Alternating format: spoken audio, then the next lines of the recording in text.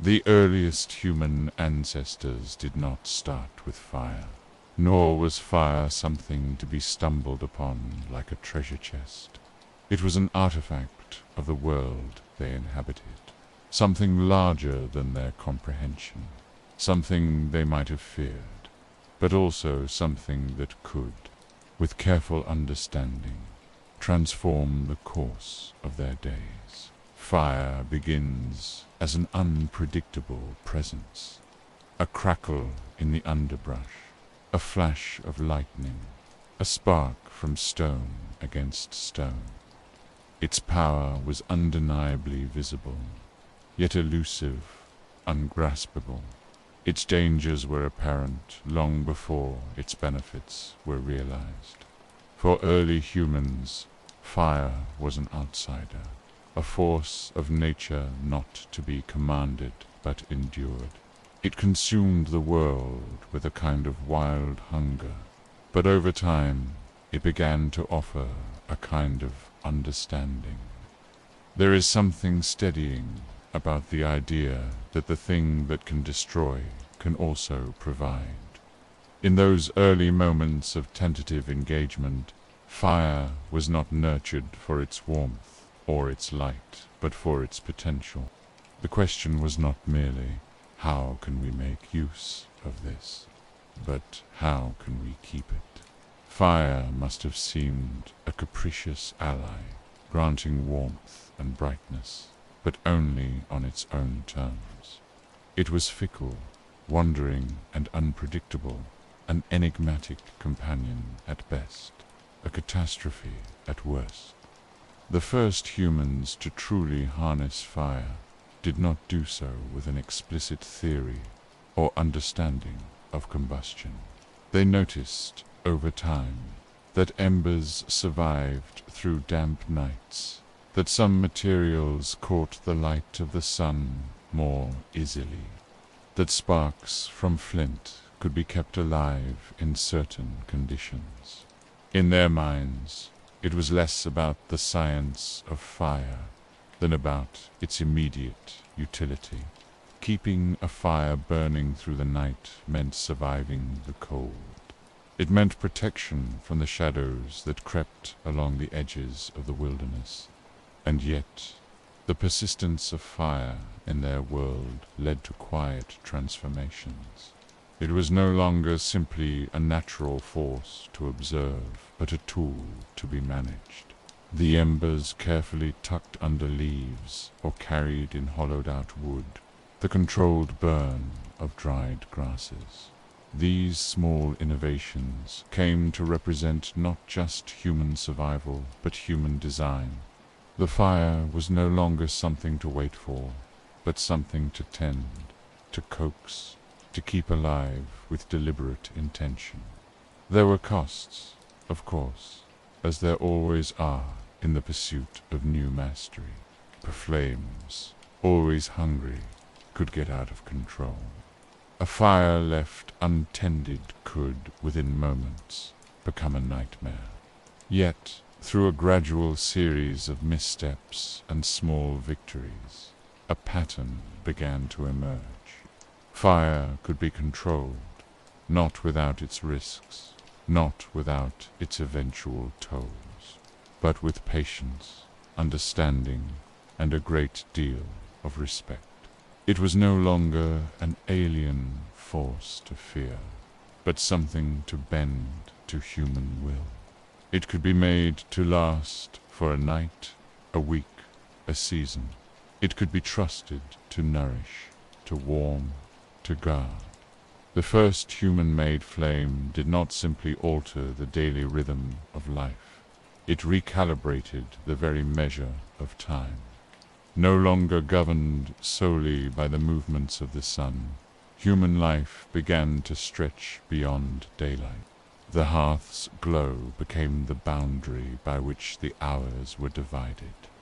When the last ember finally flickered out, there was no need to wait for the sunrise. The day could begin anew as soon as the first kindling was laid. In a subtle shift, fire began to carve out its own role in human civilization, one that would be expanded and refined for millennia. Where fire had once been a threat, it would soon be an ally. Where it had once been a force to endure, it would become a tool of creativity and necessity. And as the fire settled into its newfound place within human existence, something else followed. The quiet understanding that certain forces in the world could be reshaped by the human hand, could be bent toward utility, could be tamed. Fire, once a wild thing, now existed in a space of human control. It held a promise that the world could be reshaped, not just by what happened to it, but by what was done to it. The first flame, in its reluctant surrender to human intervention, carried the weight of many firsts.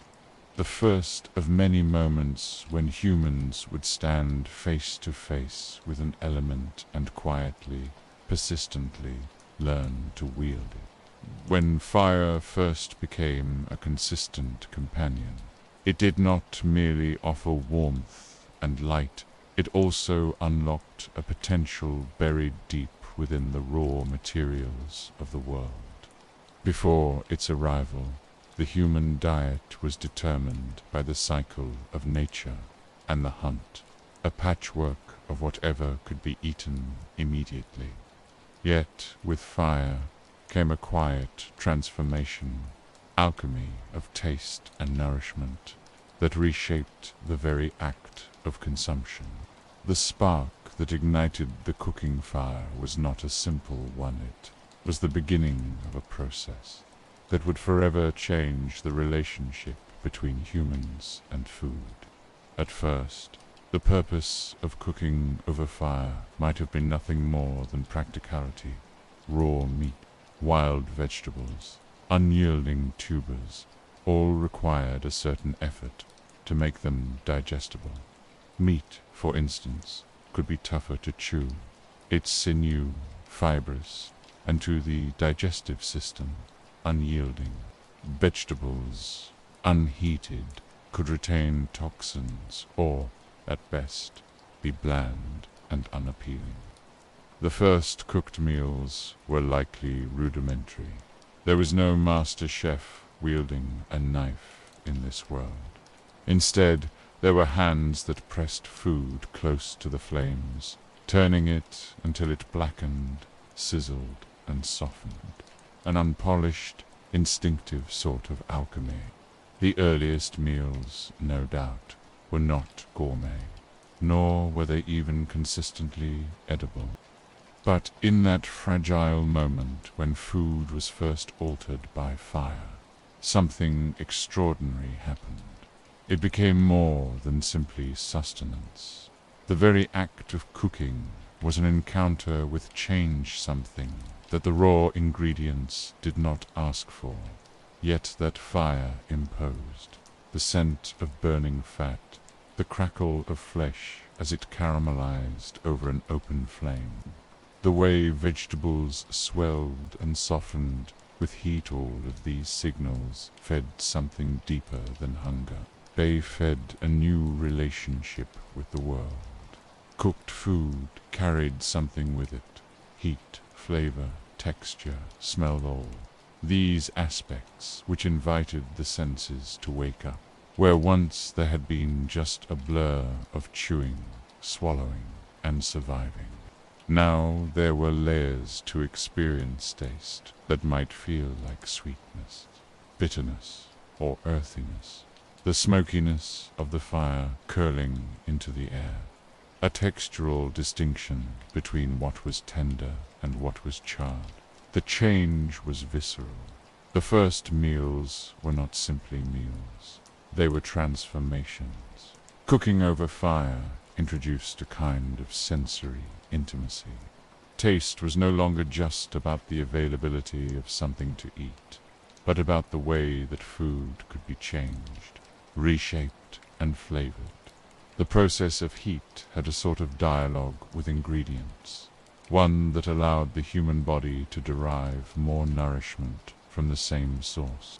A root, once inedible in its raw form, could now be softened and sweetened, making it more palatable and nutrient-dense. Likewise, meat that might have been tough and stringy, when eaten raw, could be tenderized and enriched by the fire, drawing out deeper flavors that were once inaccessible. The importance of cooking extended far beyond the mere question of diet. It began to reshape the rhythm of human activity, influencing the way time itself was measured. Preparing a meal over fire is not a quick process. It is one of gradual change, where the fire's low glow contrasts with the steady work of patience. It taught humans not just the value of waiting for something to become, but the wisdom in tending something over time. The act of cooking demanded attention, a new kind of diligency relationship with the passage of hours, rather than the urgency of immediate gratification. Humans who had once lived by the hunt, by the frenetic pace of gathering, now learned to engage with food at a slower pace, at a deeper level. Cooking over fire also had social implications. It transformed the way humans ate, and in turn, how they gathered. No longer was food consumed immediately after it was hunted or gathered. The fire and its heat became a place to share, to pass around a communal dish, to linger. There was, in cooking, an act of giving and receiving.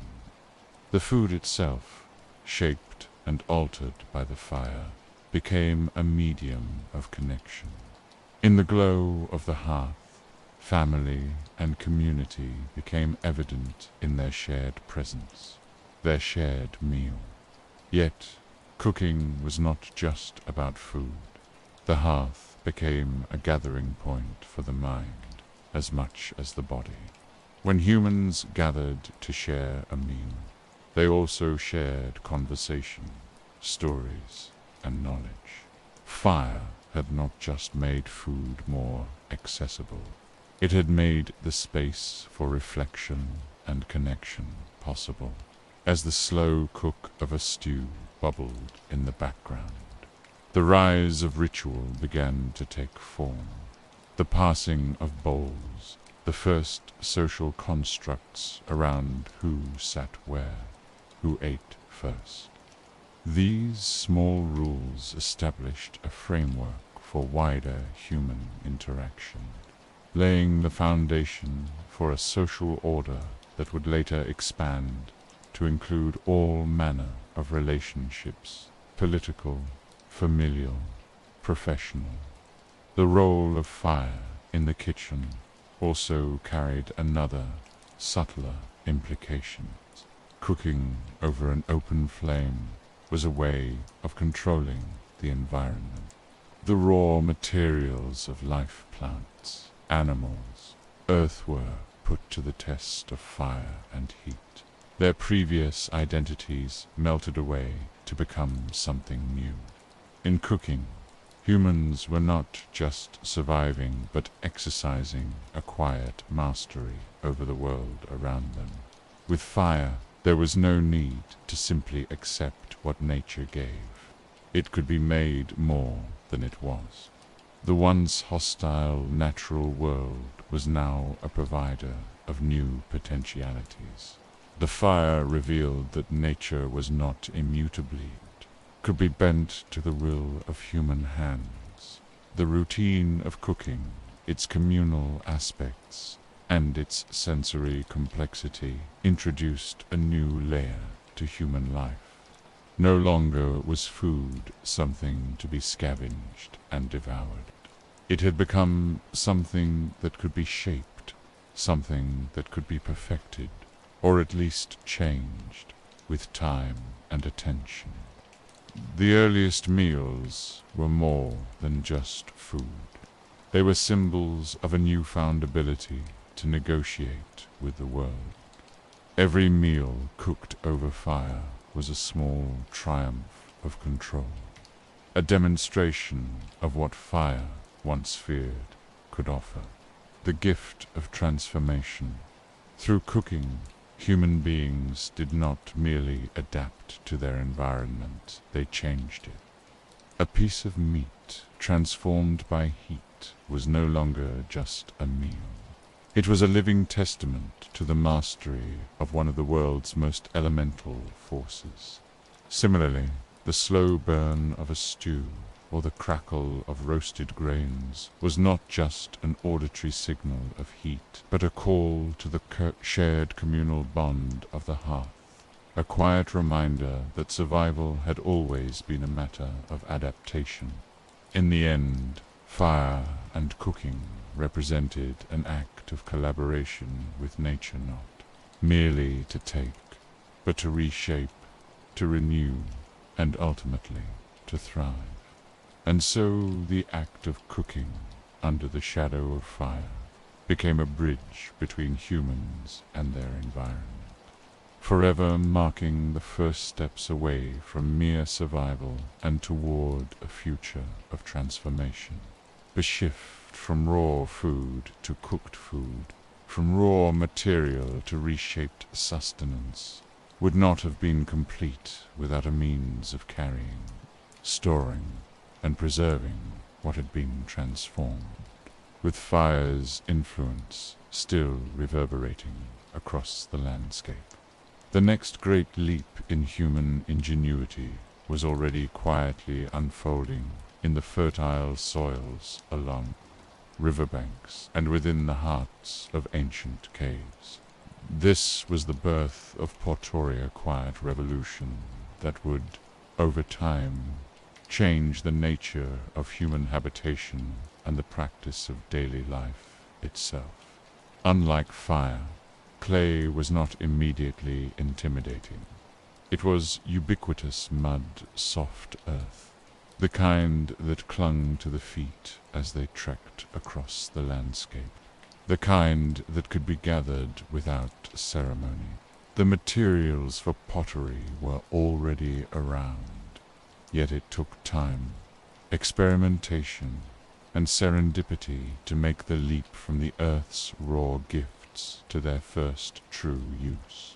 Early humans likely began with simple vessels, maul pits, or baskets, containers made from whatever materials were most readily available, woven reeds, hollowed-out stones, perhaps even animal hides.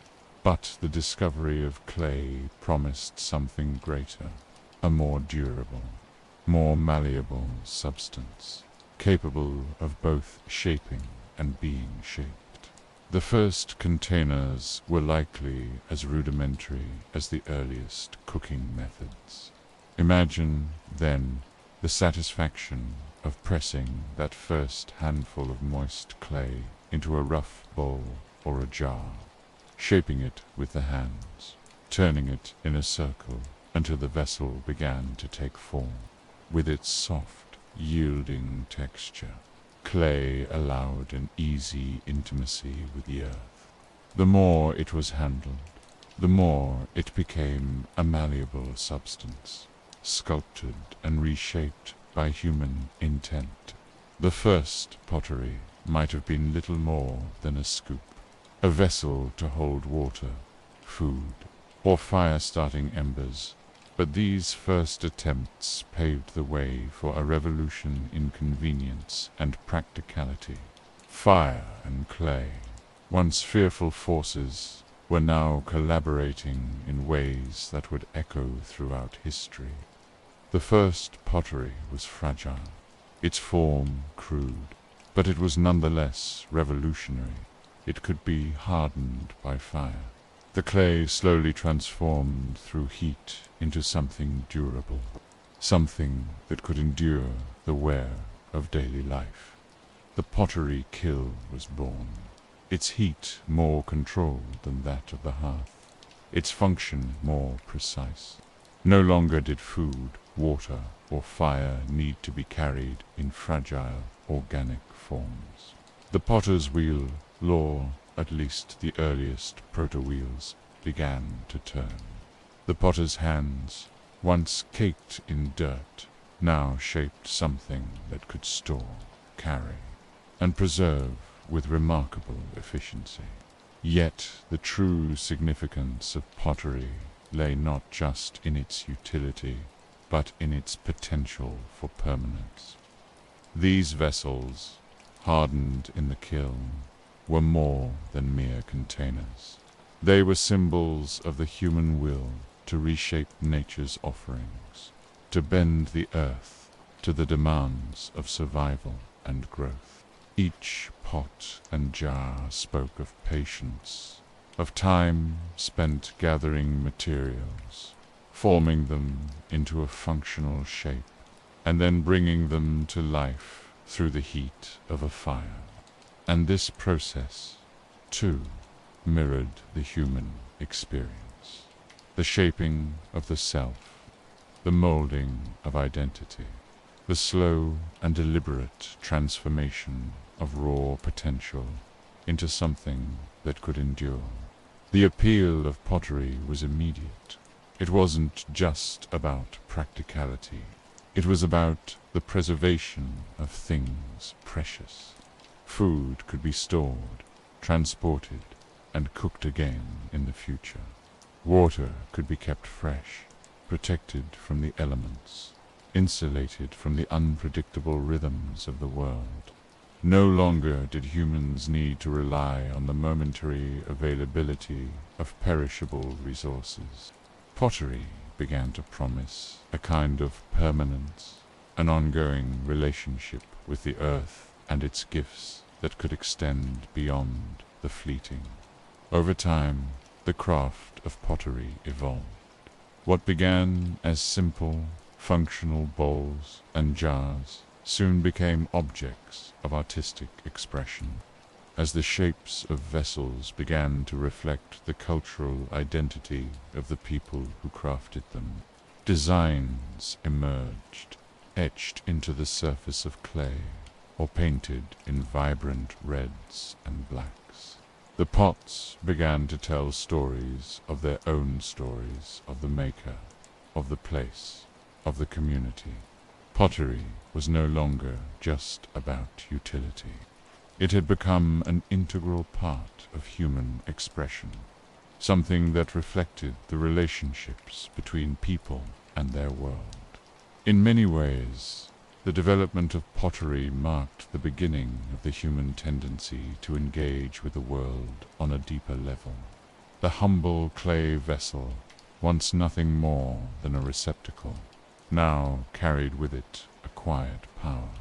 It encapsulated the ability of humans to not only adapt to their but to shape those surroundings, to turn what was given into something lasting, something useful, something valuable. The first pot was a testament to the power of transformation, the ability to take the earth as it was found and turn it into something that could endure the test of time. The ancient potter, sitting by the fire with clay in hand, could not have known that the craft they were engaging in would lead to something far greater than just a way to store food. They could not have known that these first pots would become the foundations of an entire industry, that pottery would evolve into a symbol of cultural identity, or that the humble kiln would one day be a feature of urban life in every corner of the world. But even then, at that moment of creation, when fire met earth and transformed it into something more, they had unknowingly tapped into one of the great human impulses, the desire to shape the world, not just to survive it. As the centuries passed, pottery became more than just a vessel for food. It became a repository for memory and knowledge. It was a container for the stories of the past, for the lessons passed down through generations. Pottery told a story of survival, of creativity, and of the enduring human spirit to make something that lasts. It is fitting that even today, the pots and vessels of ancient cultures are some of the most enduring artifacts of the past's silent witnesses to the quiet mastery of fire and clay. Once humans had discovered the transformative potential of fire in cooking and pottery, the next logical step was to refine its use further. As early as 25,000 BCE, the first pottery was likely shaped, then hardened in the heat of open fires. Yet, for all the promise of fire, it was still an unpredictable and capricious force. Early humans had to contend with the limitations of using fire as it was stoking, and tending it by hand, attempting to bring the raw earth to life with the flicker of flame.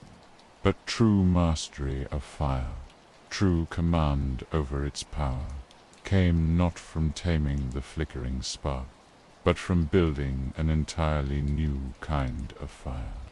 It was the invention of the kiln, the steady furnace of controlled heat, that would set fire on the path from wild element to craft. In the natural world, fire is fleeting. It catches in the dry underbrush. It erupts from a lightning strike, or it might be kindled from the friction of stone against stone. These fires were not meant to endure, not meant to hold steady, to be depended upon. To shape clay reliably, however, required a far more sustained, far more controlled heat. The kiln, the first true hearth of fire-making, was the answer, a closed structure, designed specifically to trap and contain the heat, to maintain a steady temperature over hours, even days. The origins of kilns remain a mystery, buried in the same mists of time as the origins of pottery itself. Yet, once kilns came into existence, they quickly proved their utility. The structure of the kiln was simple, but it was ingenious. A chamber constructed of stone, brick, or even clay, with an opening for the fire at the bottom, allowing air to circulate and fuel the flames. Benside, pottery could be arranged carefully, layer upon layer, each piece exposed to the intense heat necessary to transform clay into durable, fire-hardened ware. The real innovation of the kiln was its ability to concentrate and sustain heat, something that was impossible with open fires. The heat inside a kiln could reach temperatures much higher than those that could be achieved in a hearth, and it could be controlled with precision. The kiln allowed potters to refine their craft, creating pots, vessels, and tools that were not only functional but also resilient. No longer would pottery be limited by the sporadic nature of open flames. With kilns, the raw, malleable clay could be transformed into something permanent, something that could endure the rigors of daily life, something that could be used to store food, water, or fire itself. In addition to this newfound consistency in the firing process, kilns offered another, subtler advantage: the ability to fire objects in large batches. Pottery became less of an individual craft and more of a communal enterprise. While a single potter might have spent hours or days shaping their work, the kiln allowed for the simultaneous firing of multiple vessels, a process that made pottery production more efficient, more scalable, and ultimately more integral to human life. The earliest kilns built into the earth itself were simple affairs, shallow pits dug into the ground, with firewood piled at the base. Over time, however, potters began to understand the importance of insulation and airflow, constructing taller, more sophisticated kilns with thick, heat-resistant walls. These early kilns were often constructed near riverbanks, where access to clay was plentiful, baths, and where the continuous supply of water could be harnessed to cool the kiln once the firing process was complete. What became clear over time was that the mastery of the kiln also signified a mastery of fire itself. By shaping the fire, by controlling its flow and intensity, humans could now control what the fire produced. No longer would fire be an unpredictable and temporary element. It could be coaxed into service, put to work creating objects of lasting value. The potter's kiln became a symbol of human ingenuity, of the quiet, controlled manipulation of nature's forces to bring about useful, durable objects. The cultural impact of kilns and pottery was profound. Pottery became ubiquitous, and as it did, so did the influence of fire on daily life. Food could be cooked and preserved more efficiently. Water could be stored for longer periods, and items of beauty and function could be produced in mass. But the control of fire also spoke to something deeper, a reflection of humanity's growing ability to influence and shape the world around them. To harness fire in this way was to engage in a delicate dance of cooperation and mastery. It was not about conquering nature so much as learning to work alongside it. The practice of firing pottery also introduced a new conceptualization of time.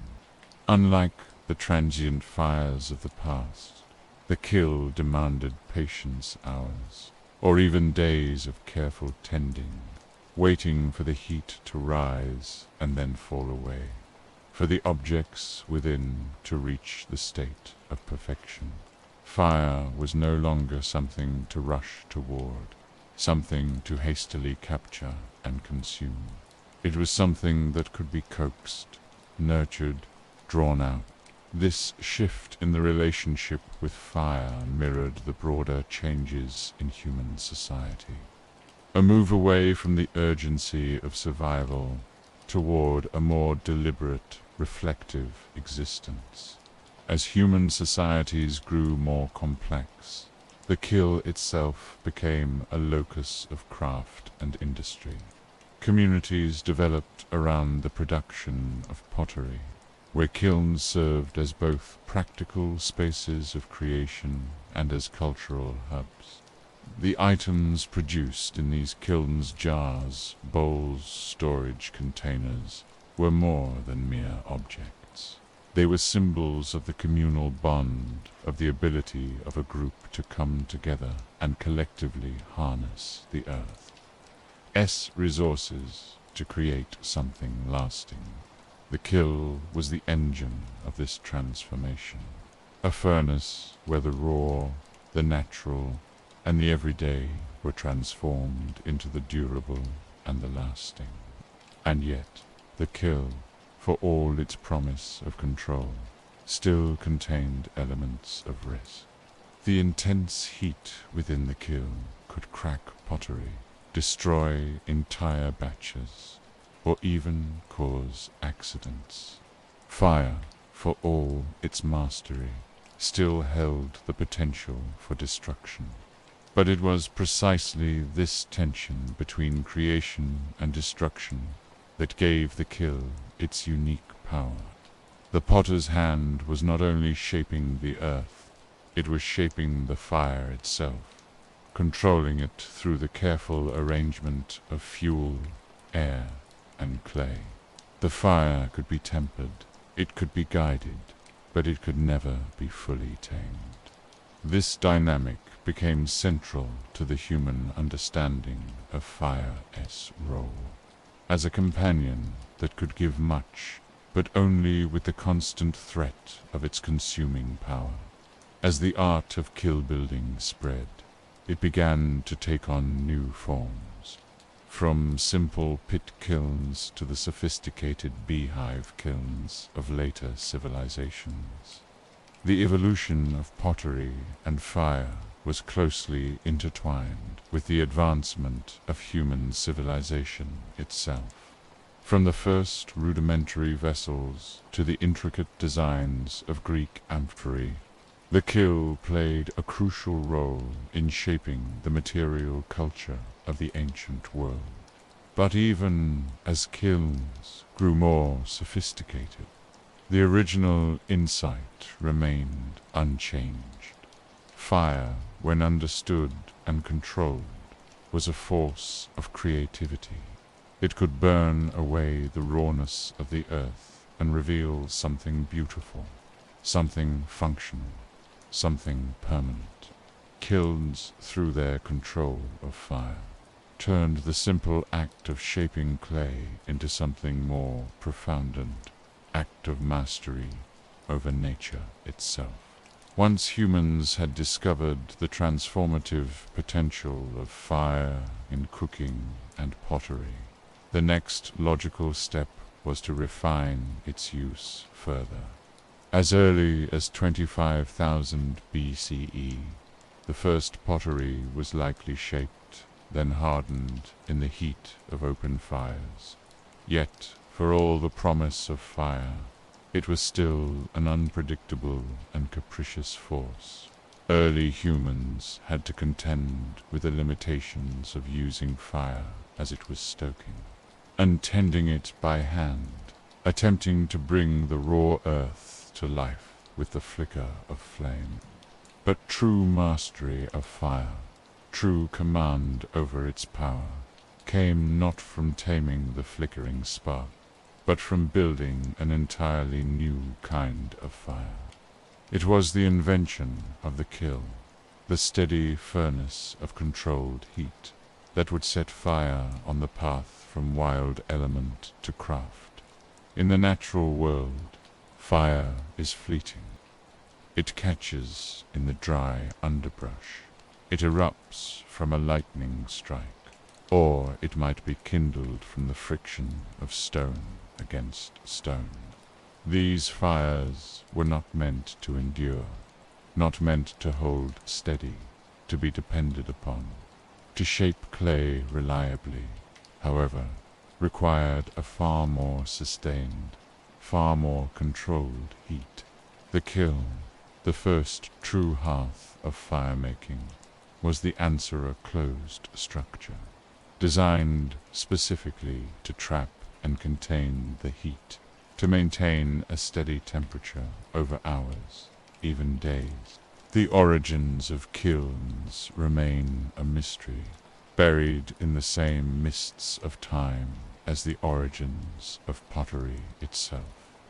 Yet, once kilns came into existence, they quickly proved their utility. The structure of the kiln was simple, but it was ingenious. A chamber constructed of stone, brick, or even clay, with an opening for the fire at the bottom, allowing air to circulate and fuel the flames. Bend-side pottery could be arranged carefully, layer upon layer, each piece exposed to the intense heat necessary to transform clay into durable, fire-hardened ware. The real innovation of the kiln was its ability to concentrate and sustain heat, something that was impossible with open fires. The heat inside a kiln could reach temperatures much higher than those that could be achieved in a hearth, and it could be controlled with precision. The kiln allowed potters to refine their craft, creating pots, vessels, and tools that were not only functional but also resilient. No longer would pottery be limited by the sporadic nature of open flames.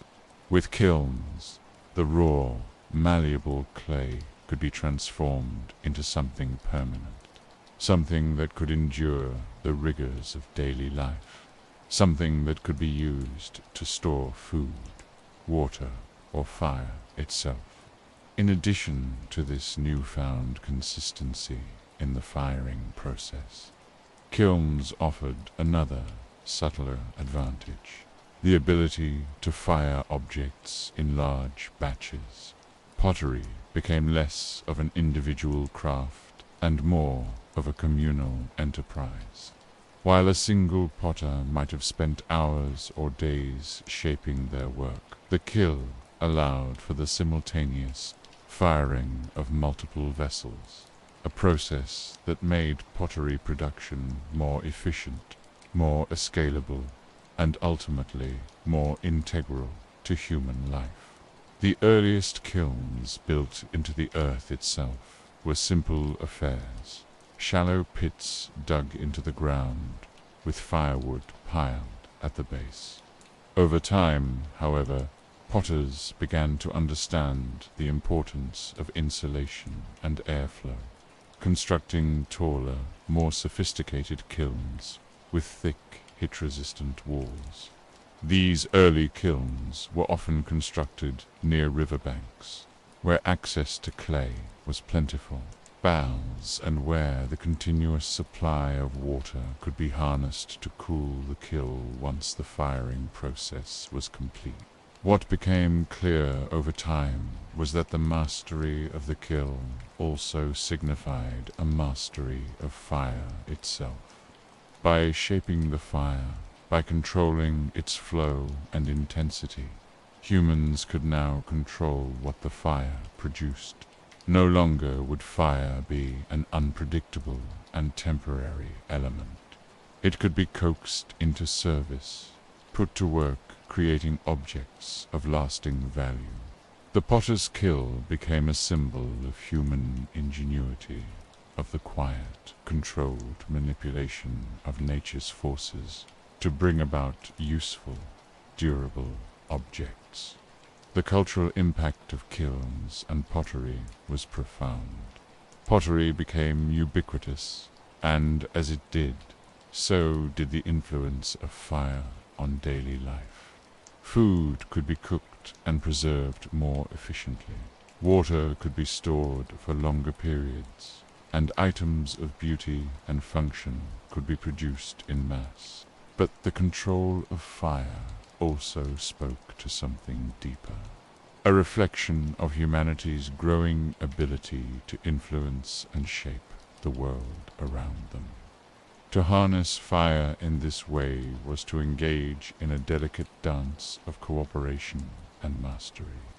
It was not about conquering nature so much as learning to work alongside it. The practice of firing pottery also introduced a new conceptualization of time. Unlike the transient fires of the past, the kiln demanded patience hours, or even days of careful tending, waiting for the heat to rise and then fall away, for the objects within to reach the state of perfection. Fire was no longer something to rush toward, something to hastily capture and consume. It was something that could be coaxed, nurtured, drawn out. This shift in the relationship with fire mirrored the broader changes in human society. A move away from the urgency of survival toward a more deliberate, reflective existence. As human societies grew more complex, the kiln itself became a locus of craft and industry. Communities developed around the production of pottery, where kilns served as both practical spaces of creation and as cultural hubs. The items produced in these kilns, jars, bowls, storage containers, were more than mere objects. They were symbols of the communal bond, of the ability of a group to come together and collectively harness the Earth's resources to create something lasting.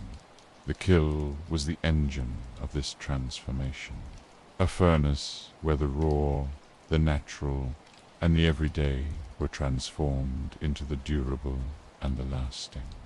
And yet, the kill, for all its promise of control, still contained elements of risk.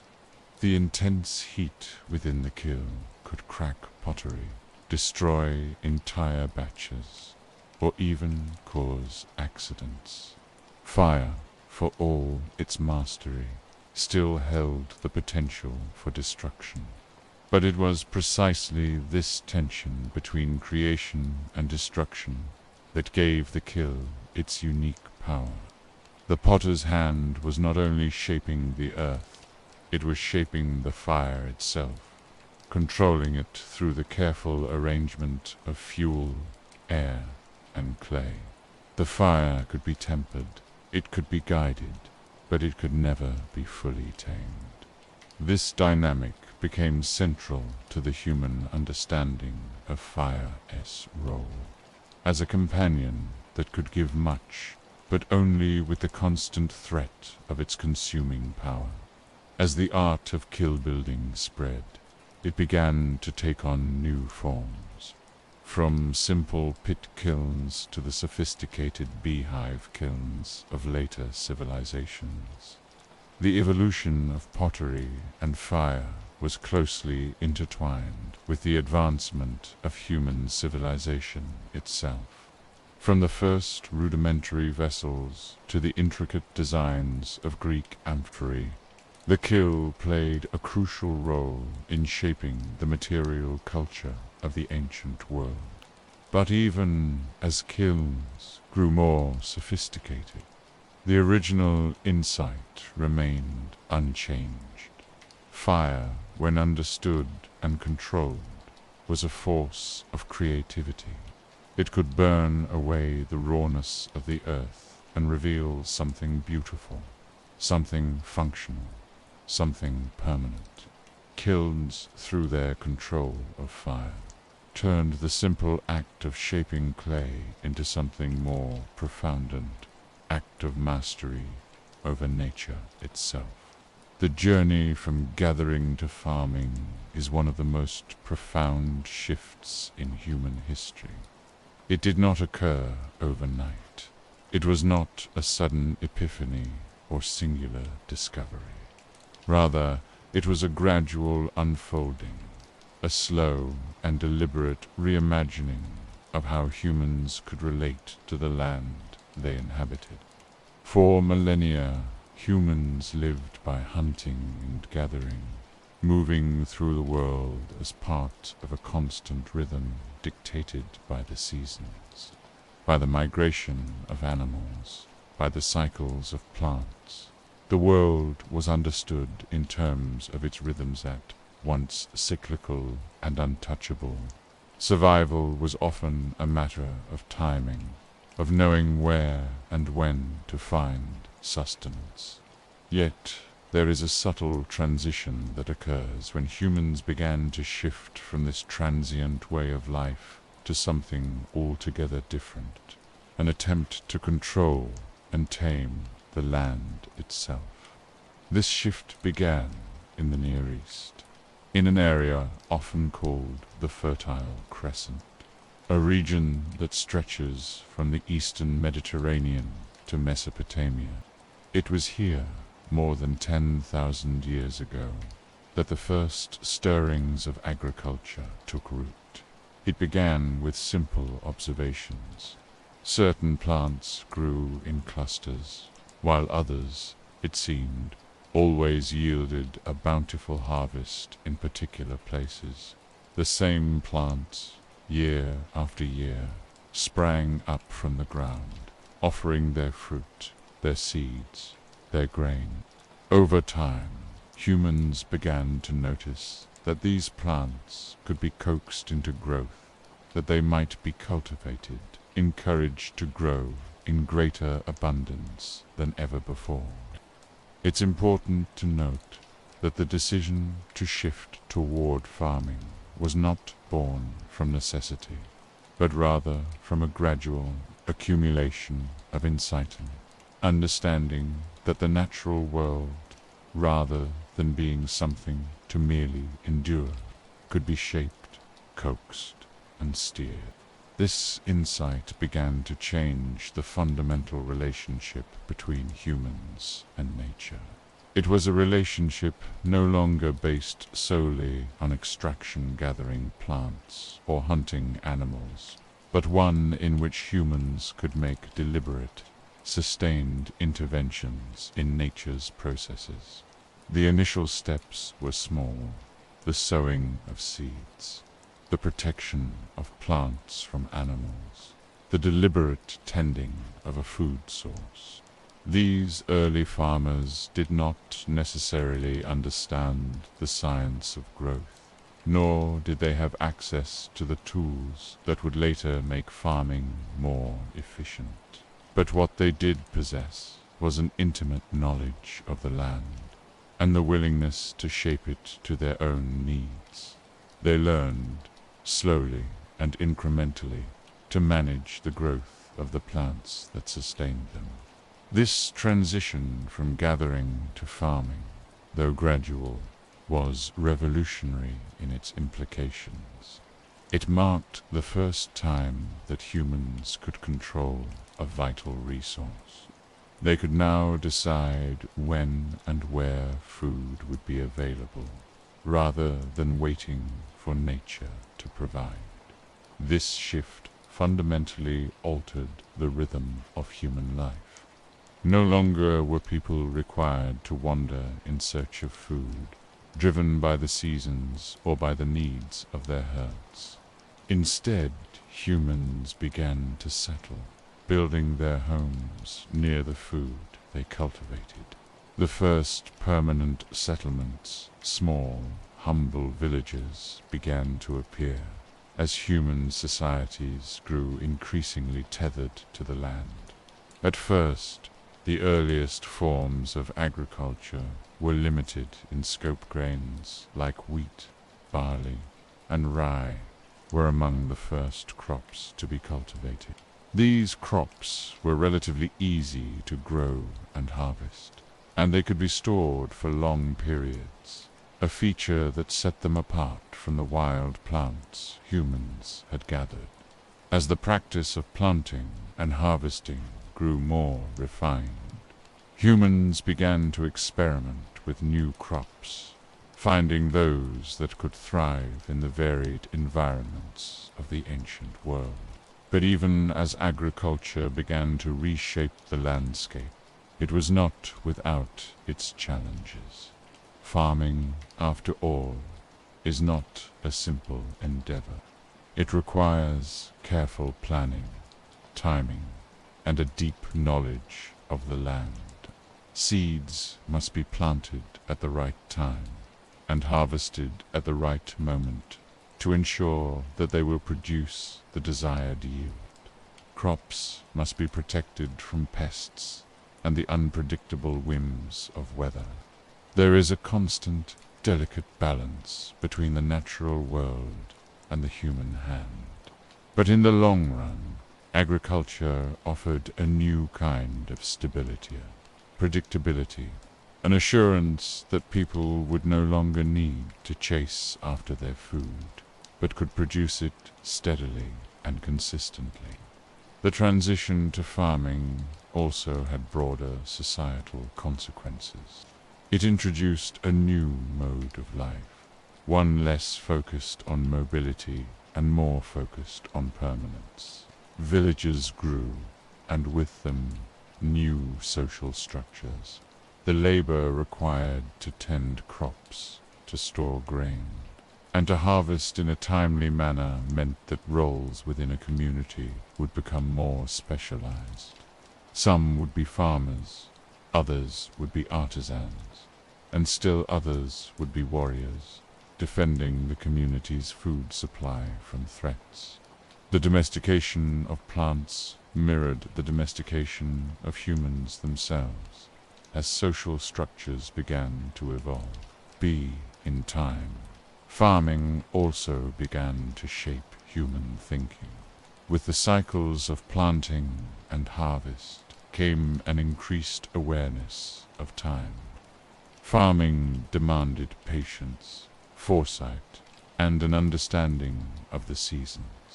Time, once a vague, ever-present force, began to take on more concrete meaning. The seasonal rhythms of planting, growing, and harvesting became the backdrop of human existence.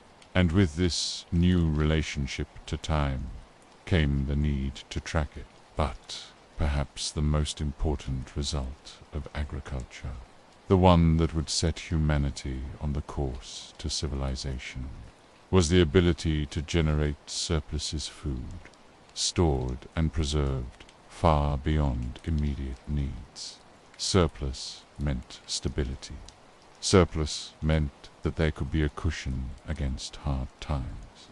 Surplus meant that not every member of society needed to be directly involved in food production.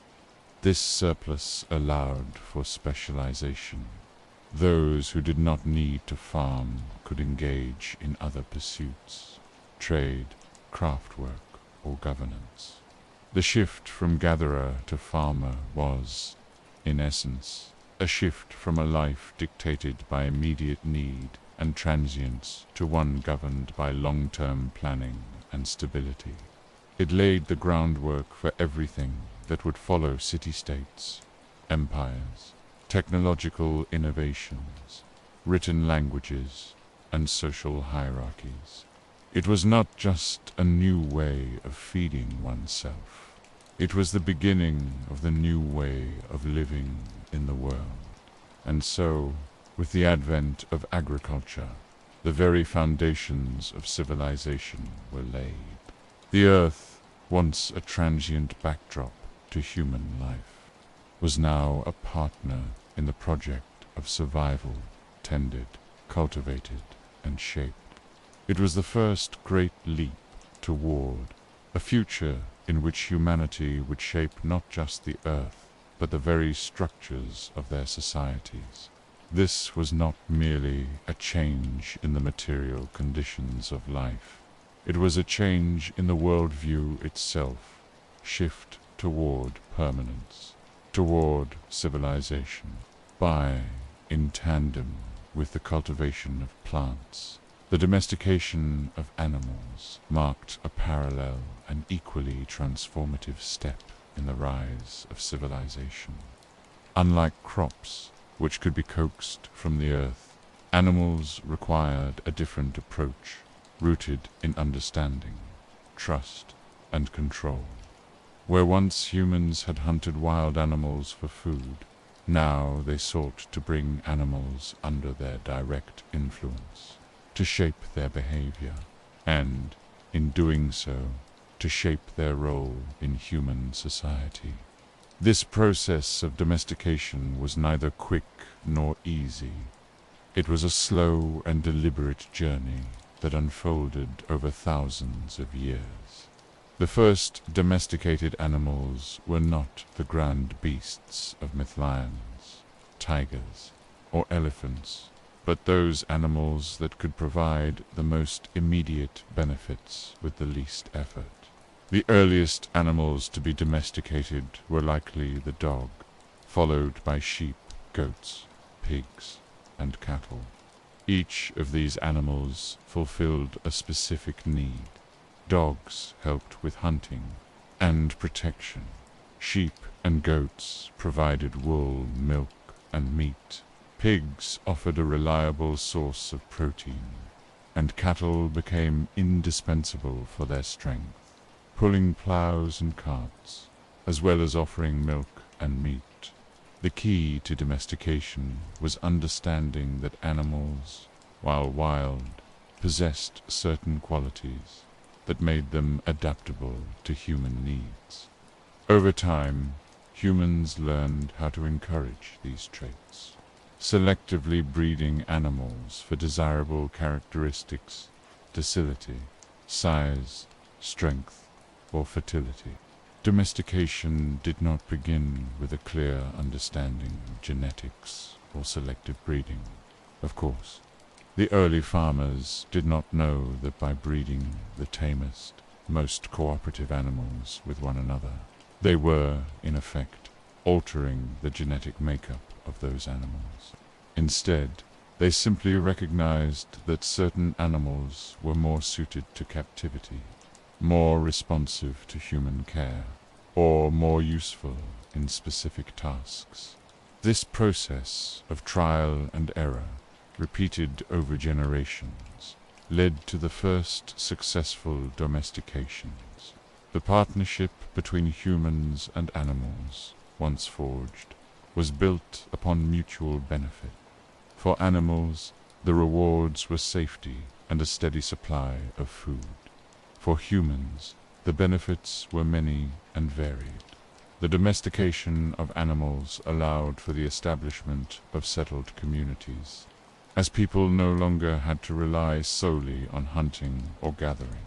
Instead, they could keep herds of animals close by, providing them with a consistent and reliable source of protein, dairy, and materials. Moreover, animals such as oxen and horses became essential tools of labor. These domesticated animals could plow fields, transport goods, and provide muscle for tasks that were otherwise beyond human capacity. The relationship between humans and domesticated animals also reshaped the rhythms of daily life. The care of animals required attention and planning. Farmers were no longer only concerned with planting and harvesting crops, but with tending to their animals as well, feeding them, providing shelter, ensuring their health, and managing breeding. This new division of labor required a more complex system of social organization, and, as such, it spurred the growth of more specialized roles within the community. Some individuals became dedicated herders or breeders, while others focused on the more agricultural aspects of village life. It also gave rise to new forms of technology, tools for managing livestock, and even the beginnings of veterinary care, as humans sought to ensure the health and productivity of their animals. The domestication of animals also had profound cultural implications.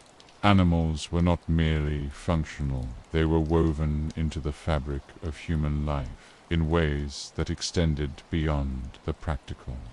In many early societies, animals played significant symbolic and religious roles. Cattle, for example, became sacred in many cultures, representing both wealth and divine favor. In Egypt, the cow was associated with the goddess Hathor, symbolizing fertility and motherhood. Similarly, in the ancient Near East, sheep and goats were often associated with gods and goddesses, seen as offerings to the divine or symbols of prosperity. In the epic literature of early civilizations, animals, particularly domesticated ones, represented more than mere tools or sources of sustenance. They became integral to the identity of a community, reflecting its values, beliefs, and understanding of the natural world. In the early stages, domesticated animals were also crucial in expanding trade networks. As people began to settle into villages and communities, they started to develop surpluses of food, crafts, and other goods. These surpluses had to be transported to other communities, and domesticated animals, particularly pack animals like donkeys and camels, became the main vehicles for trade. As animals made their way across the landscape, so too did ideas, technologies, and cultural practices. The domestication of animals thus became a vital link in the vast web of early trade routes, stretching from the river valleys of Mesopotamia to the Mediterranean and beyond. However, domestication was not without its darker side. The domesticated animals humans relied on also brought with them new challenges. Diseases that once lived in the wild populations of animals now began to spread among the human populations that tended them. For example, the close proximity between humans and domesticated livestock facilitated the transmission of diseases like smallpox, tuberculosis, and influenza illnesses that would go on to have a profound impact on the trajectory of human history. In addition, domestication led to the overexploitation of certain species, as humans sought to breed animals for specific traits, often at the expense of the animal's well-being. Some species were driven to extinction, while others became entirely dependent on humans for survival. Despite these challenges, the benefits of domestication far outweighed the drawbacks.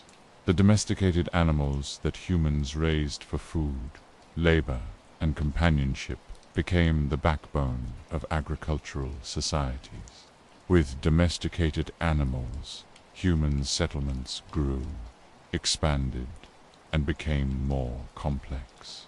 The presence of animals on the farm led to a more secure, stable food supply, which in turn allowed for the growth of larger populations and more complex societies. Over time, the relationship between humans and animals became deeply entwined with the development of civilization itself. In the long arc of history, domesticated animals provided not only sustenance and labor, but also companionship. The dog, which had been one of the first animals to be domesticated, continued to serve as both protector and friend to human societies. Horses, long after they were first tamed and used for labor, became integral to warfare, transportation, and status. The bond between humans and animals, forged in the earliest stages of civilization, continues to endure today, a testament to the lasting power of partnership, reciprocity, and the shared bonds of life. As humans became increasingly reliant on domesticated animals, their societies began to change in ways that mirrored the transformations in the natural world. No longer just hunters or gatherers, humans became stewards of the earth, not only cultivating crops, but also managing the lives of the animals with which they coexisted. This new way of living, one defined by human intervention in the natural world, set the stage for the rise of permanent settlements, the growth of trade and commerce, and the birth of the first cities. In this way, the domestication of animals became as much a defining feature of early civilization as the practice of agriculture itself. As humans began to cultivate crops and domesticate animals, a new and profound transformation unfolded, the birth of permanent settlements. The ancient pattern of seasonal migration, driven by the hunt or the search for food, began to dissolve. People no longer needed to chase after wild herds or roam the land in search of seasonal food. Instead, they began to settle, to build homes, to cultivate their land, and to create stable communities. This shift from a nomadic to a settled way of life marked the beginning of a new chapter in human history. The first villages were small, often little more than a handful of families living close together in humble dwellings made from mud, wood, or stone. These communities were born of necessity, as humans sought a way to protect the crops they grew and the animals they tended. Once farming and animal husbandry had been established, it became clear that living in close proximity to these resources made practical sense. People needed to stay near their fields and herds, where they could tend them throughout the year, and where they could store food for the harsh seasons ahead. But the move toward permanent settlements was not purely driven by necessity. It also reflected a fundamental shift in how humans viewed their relationship with the land.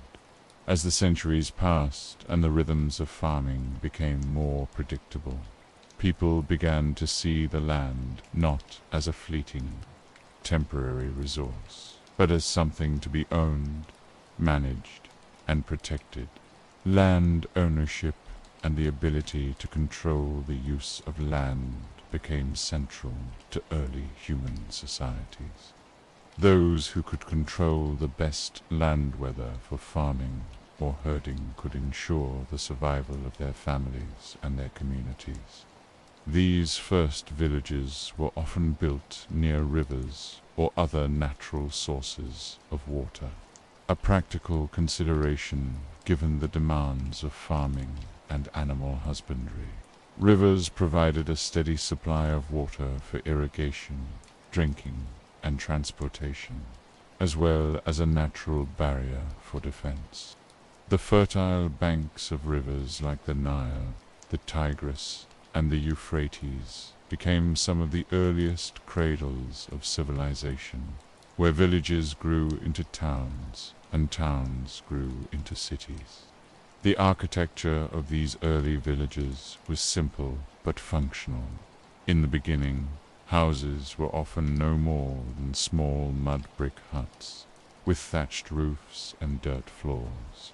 These structures were built using local materials, shaped by the climate and the available resources.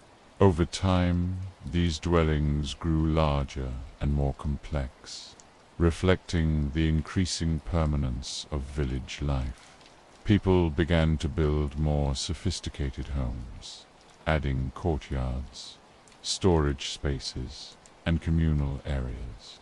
This evolution in architecture mirrored the social evolution of these communities.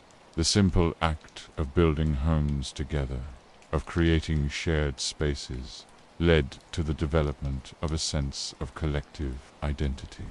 Life in these early villages was rooted in cooperation, as families worked together to plant, harvest, and care for animals. As the villages grew, so too did the need for organization. The demands of farming, animal husbandry, and food storage required coordination and planning. Some individuals specialized in particular tasks, like blacksmithing, weaving, or pottery making, while others focused on the more agricultural aspects of life. These specialized roles created new social structures. In the earliest villages, leadership was likely informal, perhaps based on age, wisdom, or experience. However, as the villages grew in size, there was an increasing need for more formalized systems of governance. In these small settlements, people began to live in closer quarters than ever before. As a result, the relationships between individuals became more complex. In a village, everyone knew each other, and the rhythms of daily life were shared. People worked together in the fields, shared food during harvests, and looked after one another's children. Social bonds were formed not just by kinship, but by mutual dependence. The success of the community relied on the cooperation and cohesion of its members. These early societies were often egalitarian, with decisions made by consensus or through communal councils. However, as agriculture and animal husbandry became more successful, and as villages grew in size, inequality began to emerge. Some families, through sheer access to fertile land or larger herds of animals, became wealthier than others. And with that wealth came power to influence decisions, to shape the development of the community, and eventually to establish permanent leadership roles. As these early villages began to flourish, so too did the need for more complex systems of trade. With agriculture producing surpluses of food, people began to trade their excess crops and livestock for other goods and services. The first marketplaces emerged, where people could exchange food, tools, and other items that they could not produce themselves. Trade networks began to spread beyond the boundaries of individual villages, linking communities together. These early trade routes were often established along rivers, where boats could transport goods, or overland, where donkeys and oxen could carry supplies. In addition to facilitating economic exchange, the growing complexity of village life also led to the development of new technologies. Tools and implements for farming, cooking, and crafting were refined and improved. Pottery became an essential part of daily life, providing containers for food, storage, cooking, and trade. Weaving and textiles advanced as people sought new ways to clothe themselves and protect their homes. The ability to make tools and containers from materials like clay, wood, and stone created new opportunities for innovation, leading to the development of specialized crafts that became integral to the economy. Perhaps one of the most important aspects of village life was its effect on human culture. As people began to settle into permanent homes and communities, they began to look beyond mere survival and toward the cultivation of a deeper sense of identity. These first villages became places where stories were told, where rituals were enacted, and where traditions began to take root. The shared experiences of farming, harvesting, and surviving together created a sense of collective memory stories that were passed down through generations, creating cultural continuity. The first villages, in this sense, were not just centers of survival, but also centers of culture. Religion, too, began to take shape in these early settlements. As people began to stay in one place for longer periods, they began to build structures for worship. Temples and shrines were constructed in many of the earliest villages, often dedicated to gods or deities that were believed to control the forces of nature. The rituals associated with these deities were closely tied to the rhythms of farming, as people sought favor for their crops and animals. Over time, religion became increasingly organized, as priests and religious leaders emerged as important figures in the governance of the community. In the first villages, then, we see the emergence of many of the fundamental aspects of human civilization: agriculture, trade, religion, and social organization. These early settlements were the crucibles from which larger, more complex societies would eventually emerge. They were the testing grounds for the human ability to live together in cooperation, to harness the forces of nature, and to create the frameworks that would allow civilization to flourish.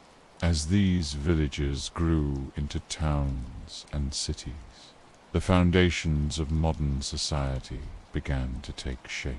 The shift from nomadic life to settled life was a watershed moment in human history, one that set the stage for the development of everything that followed. From these small, humble beginnings, humanity would go on to build the great civilizations of the ancient world, civilizations that would leave their mark on the course of history forever. The rise of agriculture did not occur in isolation. It was one thing to scatter seeds and coax plants from the soil, but it was another to ensure that these crops could survive through the vagaries of the seasons. Rain was never guaranteed, nor was it ever evenly distributed.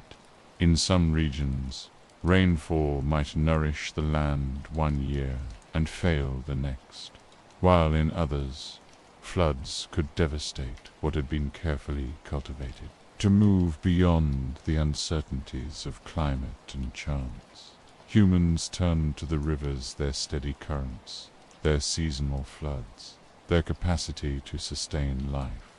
In this turn lay one of the greatest innovations of the ancient world: irrigation. The rivers of early civilization, the Nile, the Tigris and Euphrates, the Indus, the Yellow River, were more than geographical features. They were the arteries of human existence, bearing both life and destruction in equal measure. Their floods could render soil fertile, but they could also wash away entire harvests. To live near a river was to accept its generosity and its volatility. Yet over time, humans learned that rivers could be managed, not merely endured. They learned to dig channels that carried water from the rivers into their fields, to create dikes, bow, and levees that restrained the floods, to design basins that stored water for use in times of drought. The earliest irrigation systems were humble in scale ditches, dug with stone or wooden tools, perhaps no more than narrow channels leading from a riverbank to a field of barley or wheat. Yet their effect was transformative. With irrigation, farmers could grow crops more reliably and in larger quantities than ever before. Fields that once lay fallow during dry months could now be cultivated. Villages could sustain larger populations, as the land was coaxed into producing more than it naturally might. Surpluses grew, and with them new possibilities opened. But irrigation was not just about food. It was about organization, planning, and the shared labor of communities. To build canals and dikes required coordination beyond the efforts of a single family.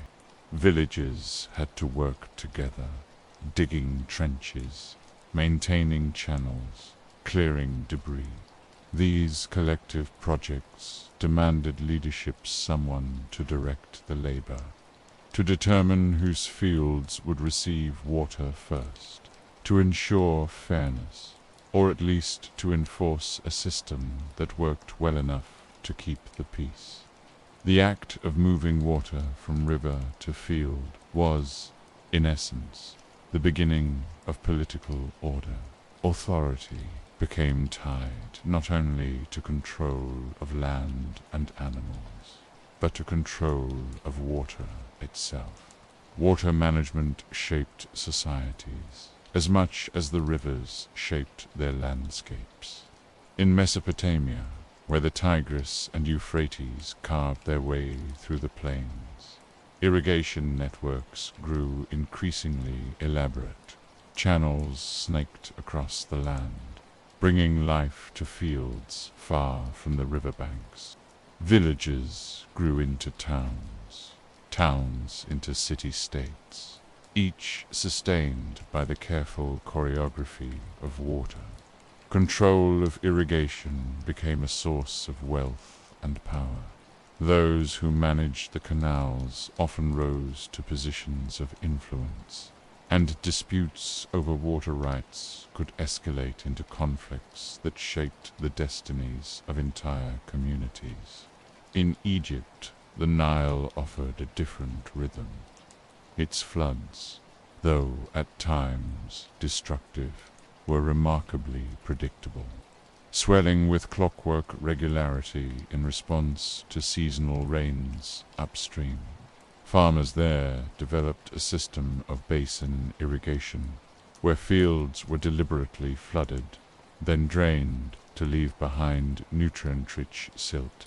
Unlike Mesopotamia's precarious irrigation canals, the Nile's rhythm fostered a sense of stability, even inevitability. By Egyptian culture, with its emphasis on cycles, rebirth, and cosmic order, mirrored the dependable pulse of the river that sustained it. Irrigation did more than reshape landscapes. It reshaped time itself. The seasons were now divided not merely into the general cycles of wet and dry, but into distinct phases of sowing, watering, growing, and harvesting. Farmers marked their calendars by the opening of canals or the flooding of basins. Communities learned to anticipate the river's moods, to measure and predict its flow, to adapt their lives to its schedule. In some ways, irrigation became humanity's first great calendar, binding the passage of time to the movements of water. The social consequences of irrigation were as profound as the agricultural ones. With reliable food surpluses, populations grew. Larger populations required more organization, more structures of governance, and more specialization of labor. A hierarchy began to emerge: farmers who toiled in the fields, managers who directed the flow of water, priests who claimed divine authority over the floods, and rulers who enforced order. Irrigation, then, was not simply about sustaining crops. It was about sustaining societies. It created dependence on organized labor, on leadership, on the cooperation and often the coercion of entire communities. Yet irrigation carried risks as well. Canals, if not maintained, could clog or collapse, flooding fields or leaving them dry. Poorly managed irrigation could lead to salinization of the soil, as minerals from evaporating water accumulated and poisoned the land. Fields that once yielded abundance could, within a generation, become barren. Entire regions rose and fell on the strength or weakness of their irrigation systems. The promise of water was always shadowed by its perils. Still, the ingenuity of irrigation speaks to humanity's determination to bend nature's rhythms to its own purposes. It was not simply about survival, it was about mastery. To redirect a river was to assert control over forces once thought immutable. The river valleys of the ancient world were laboratories in which this experiment unfolded, where water was transformed from a gift of the gods into a tool of human design. In the end, irrigation was more than an agricultural technique. It was a turning point in the story of civilization. the moment when humans first began to bind themselves to the landscape in ways both practical and symbolic. The rivers became not just physical lifelines, but spiritual ones, shaping the myths, the religions, and the identities of the peoples who lived beside them. The story of irrigation is the story of humanity's first great pact with nature, a pact to share its rhythms, to harness its powers, and to accept the risks that came with taming its floods.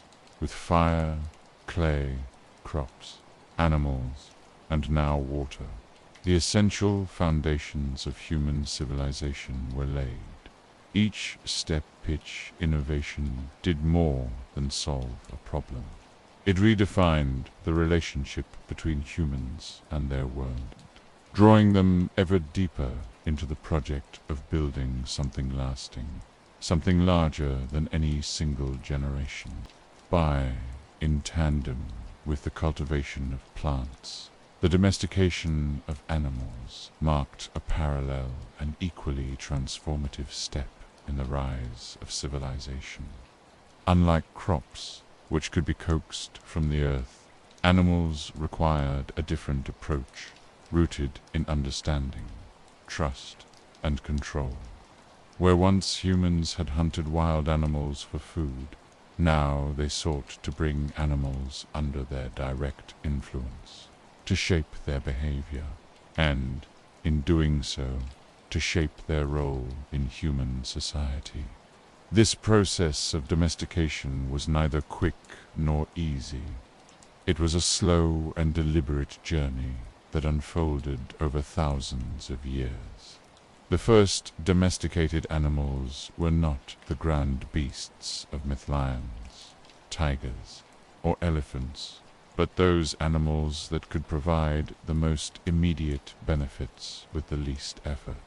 The earliest animals to be domesticated were likely the dog, followed by sheep, goats, pigs, and cattle.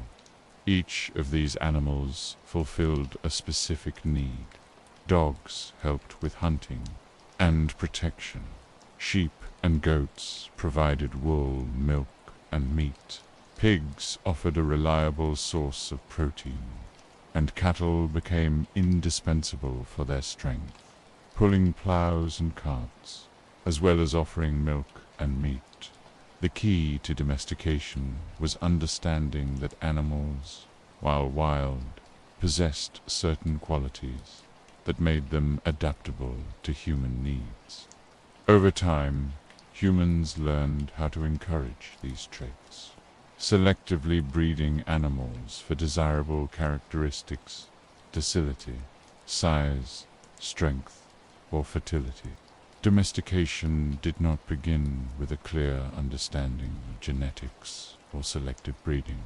Of course, the early farmers did not know that by breeding the tamest, most cooperative animals with one another, they were, in effect, altering the genetic makeup of those animals.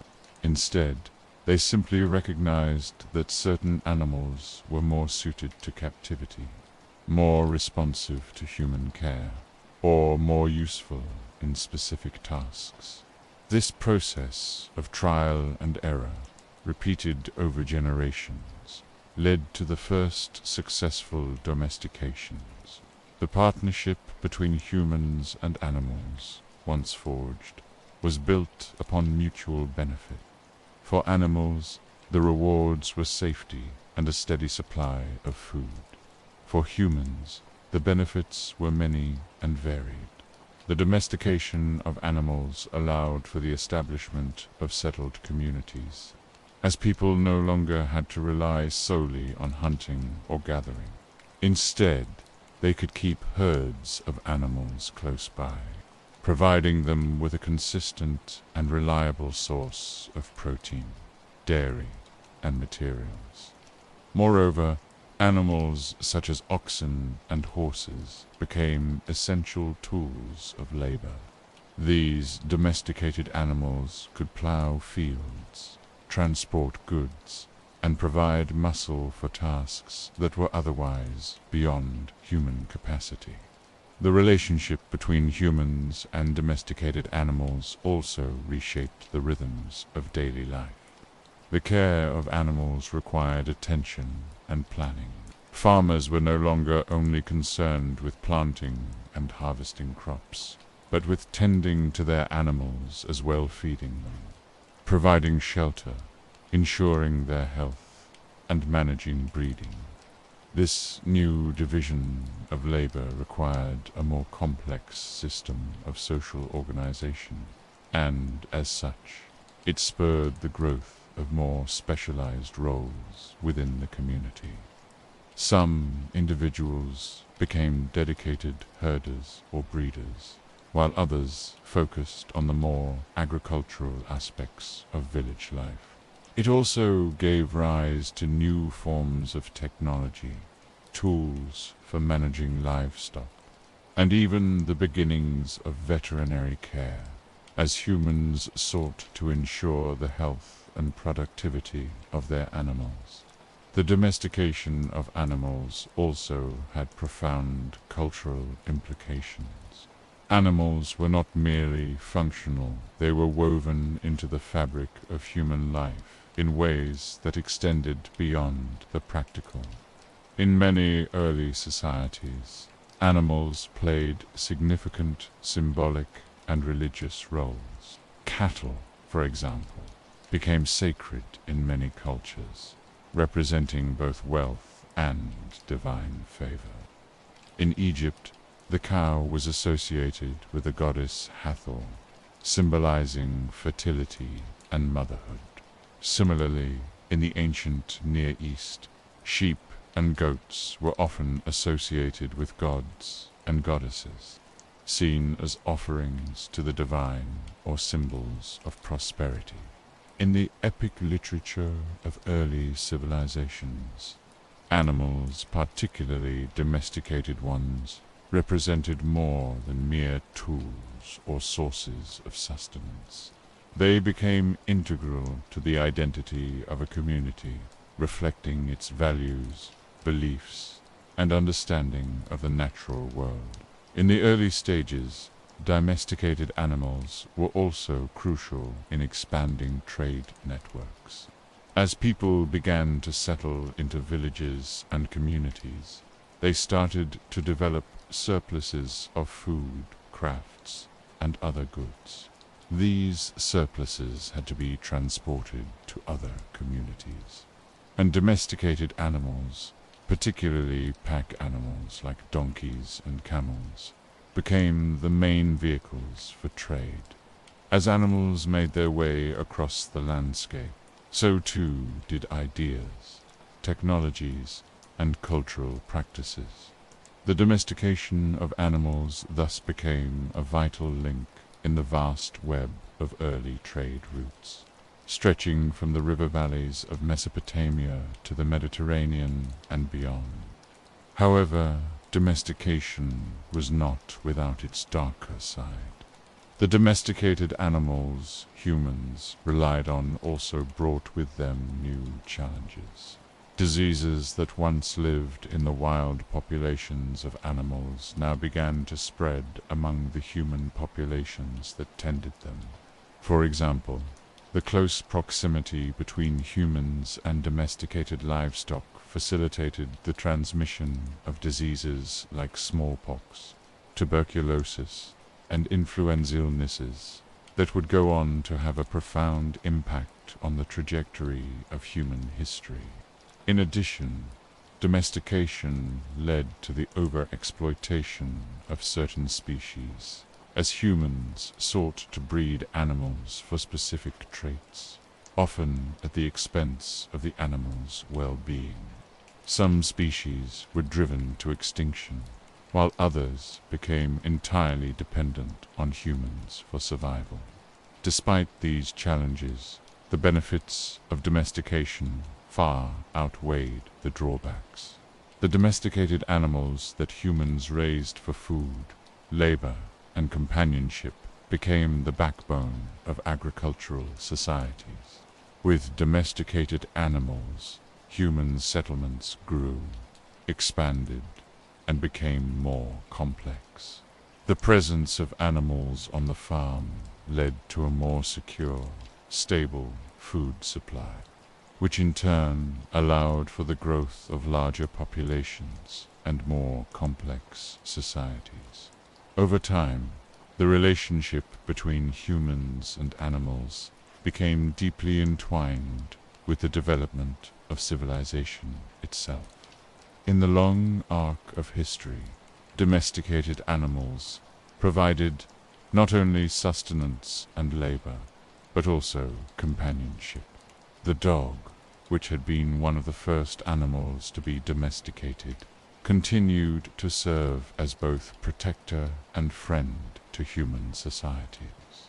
Horses, long after they were first tamed and used for labor, became integral to warfare, transportation, and status.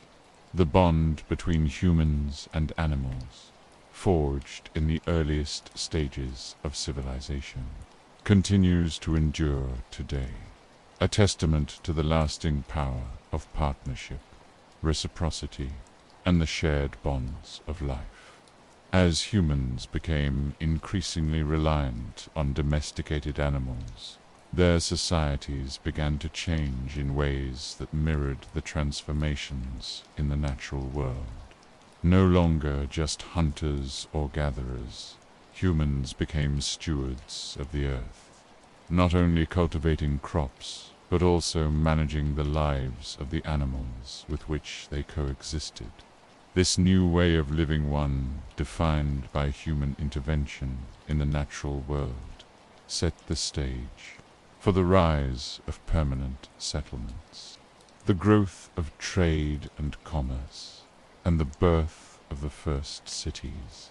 In this way, the domestication of animals became as much a defining feature of early civilization as the practice of agriculture itself. For countless generations, stone had been humanity's trusted companion. It chipped into axes, sharpened into blades, ground into tools. It was dependable, if limited. A stone knife could cut, but it dulled quickly. A stone axe could fell a tree, but at great effort. Stone was resilient, but unyielding, and humanity had reached the boundaries of what could be coaxed from its hard surfaces. The next great leap came not from stone, but from the earth itself, from minerals lying silent within the ground, waiting to be coaxed into a new form by fire. Copper was among the first of these. Unlike many metals, copper could sometimes be found in a relatively pure state, as bright red or greenish lumps glinting on the surface of rocks. To early eyes, it must have appeared almost otherworldly, a stone that seemed already alive with color, unlike the dull grays of flint or basalt. At first, copper was hammered cold into simple ornaments or tools, shaped by brute force rather than transformation.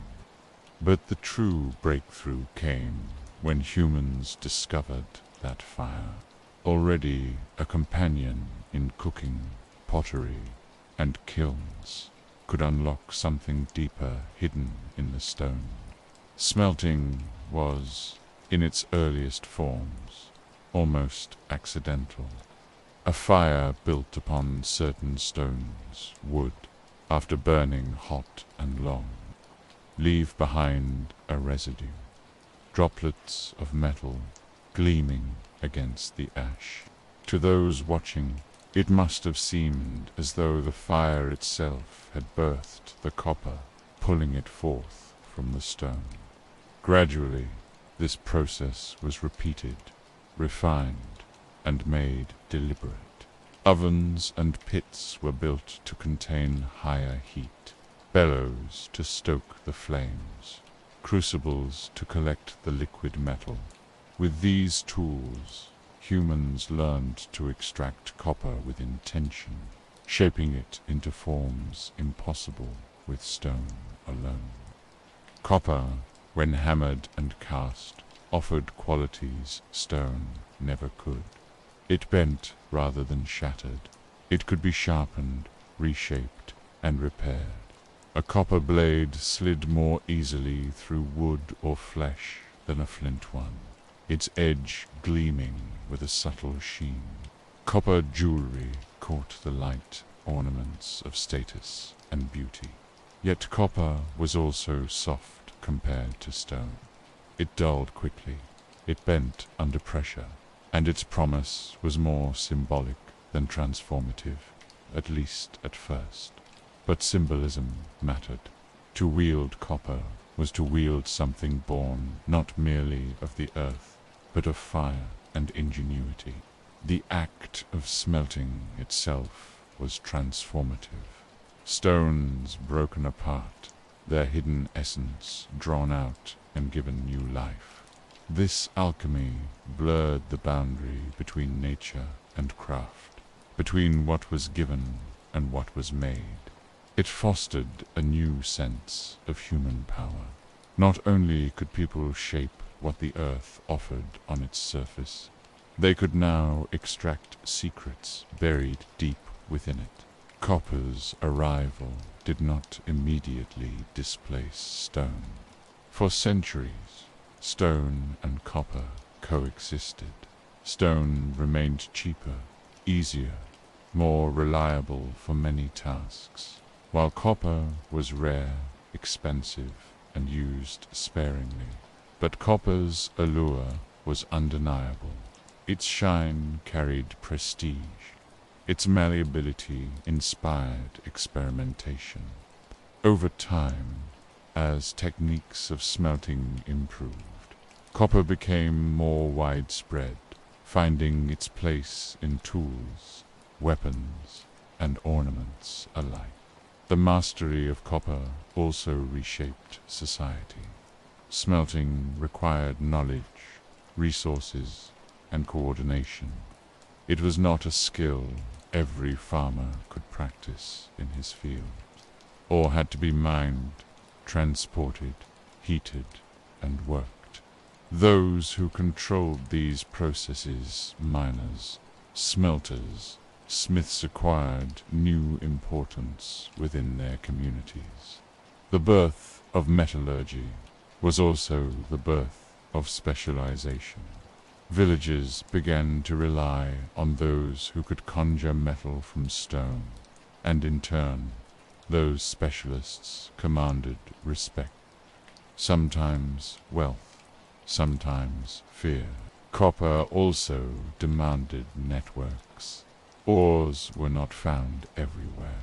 They had to be sought out, sometimes carried over long distances. This necessity expanded trade routes, linking communities separated by mountains and deserts. A copper axe in one village might trace its origins to a mine hundreds of miles away, passed from hand to hand, exchanged for grain, wool, or pottery. Metal, by its nature, carried connections.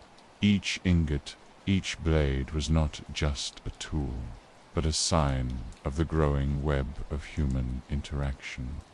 Yet, as copper spread, so too did the realization of its limits. It was beautiful, it was novel, but it was not always practical. A copper plow might bend in the soil. A copper spear might crumple against armor. The excitement of this new stone was tempered by the reality that its strength was not yet equal to the demands of daily life. And yet, even in its imperfection, copper opened the door to experimentation. It was a beginning, not an end, a whisper of what might be possible when earth and fire were persuaded to yield their secrets. In time, these experiments would lead to discoveries far greater than copper alone. But even in its earliest form, copper represented a shift in how humans thought about their world, no longer limited to reshaping what nature provided at its surface.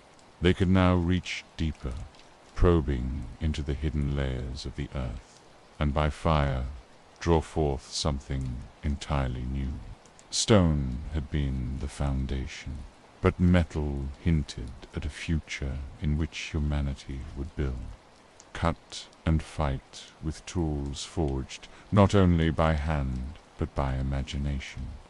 The first smelting fires did more than birth metal. They birthed a new vision of possibility.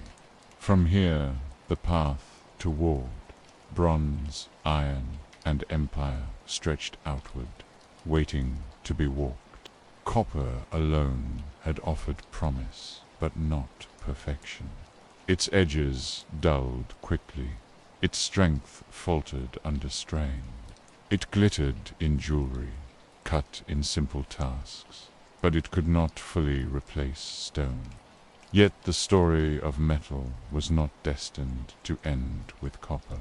At some point, whether by accident or experiment, people discovered that when copper was combined with another mineral, tin, the result was something altogether different. Bronze, harder, sharper, more durable. Bronze was not just a material, it was a revolution. The discovery likely began with the chance mingling of ores in a smelting fire. A miner may have carried stones streaked with both copper and tin, their differences unnoticed in the dust of excavation. When placed together into a furnace, the fire coaxed them into merging, producing a metal that surpassed either parent. Stronger than copper, more workable than stone, bronze could hold a cutting edge far longer, withstand blows with greater resilience, and take forms previously impossible. The alloy was more than a new substance. It was the first material created by human design, not found but made. Bronze ushered in a transformation that spread across continents.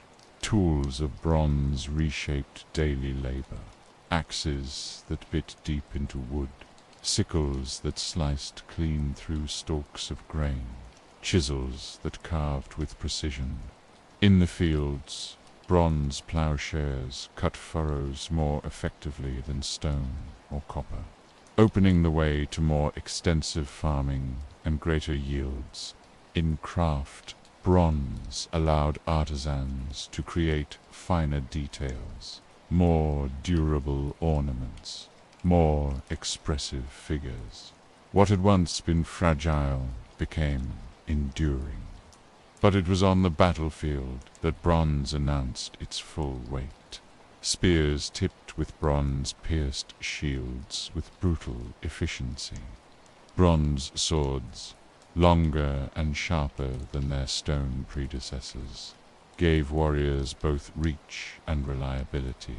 Helmets, greaves, and cuirasses fashioned from hammered bronze offered protection far superior to hides or wood. War, already part of the human story, now acquired a new grammar. Victory belonged more often to those who commanded bronze. The rise of bronze was not just a technological shift, it was a social and political one. Unlike copper, which could sometimes be found in relatively pure forms, bronze required a deliberate combination of copper and tin itself was rare. This scarcity reshaped economies and fueled long-distance trade. Regions rich in tin became coveted partners or targets of those who sought to expand their influence. Caravans carried ingots across deserts and seas, linking distant lands in networks of exchange. Bronze was not merely forged in furnaces. It was forged in the ties between communities, in the flow of materials and the bargains struck along the way. With bronze came hierarchy. Those who controlled its production controlled power, mining, smelting, casting all required skilled labor, organization, and resources. Knowledge of alloying was a guarded craft, often restricted to certain groups, families, or temples. The possession of bronze tools or weapons became a mark of privilege, a distinction between those who commanded resources and those who labored under them.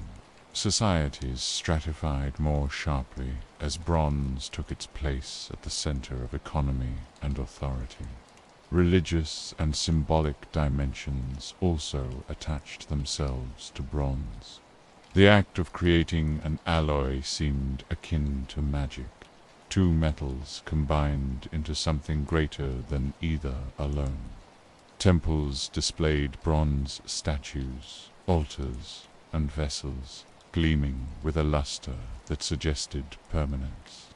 Rulers adorned themselves with bronze ornaments, projecting strength and legitimacy through the very material of their regalia.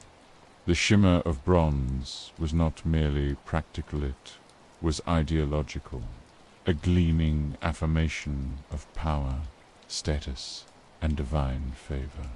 The Bronze Age saw the flowering of some of the earliest great civilizations. In Mesopotamia, city-states flourished with bronze at their core, building armies and infrastructures sustained by its tools. In Egypt, bronze chisels shaped monumental stone blocks, raising temples and pyramids that still endure. Across the Aegean, the Minoans and Mycenaeans expanded their reach through maritime trade, bronze at the heart of their fleets and palaces. Even in distant China, bronze took on unique importance, not only as a material for weapons and tools, but as a medium for intricate ritual vessels, cast with extraordinary skill and artistry. Yet bronze was not universal. Its spread was shaped by geography, by access to tin. Regions without it remained on the margins, reliant on stone, bone, or copper. This unevenness meant that bronze was as much a marker of connection as of innovation. To wield bronze was to be part of a wider network, a world linked by the exchange of ores and the flow of knowledge. Those cut off from these roots often remained outside the circles of power that bronze made possible. The Bronze Age also carried its fragilities. The dependence on trade for tin meant that disruptions, wars, collapses, shifts in routes could destabilize entire civilizations. The very networks that enabled bronze could also unravel, and when they did, societies built upon the alloy's strength found themselves vulnerable. History's rhythms often show how abundance can turn to scarcity, and how the very technologies that elevate civilizations can expose their weaknesses. Still, for centuries, bronze remained the pinnacle of human craft. It expanded horizons, sharpened blades, and gave structure to both villages and empires. More than a tool or a weapon, it was a symbol of humanity's growing ability to not just use nature, but to transform it, taking raw elements and fusing them into something entirely new. The Bronze Revolution was less a single moment than a long, shimmering dawn, one that carried humanity further along the path of invention, ambition, and order. But, as with every dawn, another horizon waited. For even as bronze reigned, another metal lay quietly beneath the earth, darker, more common, and infinitely stronger. When humans learned to tame it, bronze would fade, and iron would rise. Bronze had brought empires into being, but it was never secure upon its throne. Its brilliance depended on the delicate balance of trade routes, on the rare meeting of copper and tin. When these networks faltered, when mines ran dry, when caravans were cut off, when wars blocked supply their alloys, promise flickered. What followed was not merely the decline of bronze, but the ascent of a metal that was both more common and more formidable: iron. Iron was not new to human eyes.